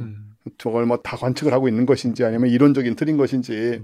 뭐 그게 확정된다고 해서 우주가 커지기 때문에 우리가 30년 전에 비해서 그게 커진 걸로 보는 건 아닐 테고 관측을 할 수 있게 됐으니까 더 멀리 아마 우주를 더 크게 보게 됐을 텐데 뭐 그런 얘기들도 궁금한데 여하튼 정말 지금은 모르겠습니다. 저것이 어떻게 거리 측정이 가능하다는 얘기인지 우리는 한 달을 또 기다려서 들을 수 있을 것 같고 그리고 저희는 이제 여전히 홍승수 박사님 외에는 고정 출연이 없기 때문에 다음 달은 또 어떻게 꾸려가야 되나. 지난 두 번의 경우에는 황호성 교수님이 어떻게든 해주셨는데 그게 좀 고민이 좀 있습니다만은 네, 아니면 뭐 그냥 또 천문학 아닌 다른 분이 오셔가지고 뭐 물리학이나 그런 얘기 또 하시고 이게 왜냐하면 사실은 고정으로 계속 출연하시는 건 굉장히 힘든 일이에요. 왜냐하면 뭐 본인 연구만 계속 얘기할 수도 없잖아요. 그러니까는 또 본인이 완전히 연구하는 분야에서 약간 다른 분야도 또 같이 얘기를 또 해주셔야 되고 뭐 새로 나오는 그런 것도 좀 본인이 그러니까 불편해하실 수도 있고요. 과학자로서. 그러다 보니까 저희도 여기 저 전명훈 교수님 한참 나오셨지만 미국 가시는 바람에 또 못 나오시게 됐지만 사실 어떤 분한테 계속 고정으로 나와달라고 말하기가 쉽지는 않습니다. 까놓고 말해서 옛날에 K 박사님 때는 쉬웠어요. K 박사님 대충 얘기하시니까. 그때는 그 수준으로 우리가 해도 됐고요. 근데 지금은 이제 우리 딴 데는 몰라도 우리 별에는 사람들 같은 경우는 수준이 너무 높아져가지고 근데 K 박사님을 대체하시는 사람이 별로 없어요. 맞습니다. 그 K 박사님이 대충 했다는 게 틀린 말 했다는 게 아니라 이제 넓은 영역에 걸쳐서 편하게 재미있게 얘기하실 수 있는 분이기 때문에 그 정도 애드립이 된다는 그런 것도 그렇고요. 또 약간 코미디도 되고.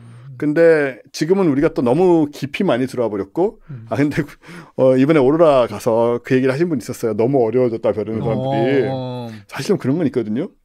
특히 홍승수 박사님은 그래도 괜찮은데 여기 이제 전공으로 와서 얘기하시는 분들 같은 경우에는 진짜 최첨단 본인 연구를 얘기를 하시니까 일반인들한테는 어려워질 수 있다고 하면서 이분이 무슨 얘기 하시냐면은 리부트를 하자고. 그러면 이제 빅뱅부터 쉬운 거로 다시 돌아가서 그냥 쉬운 얘기부터 다시 하는 거예요.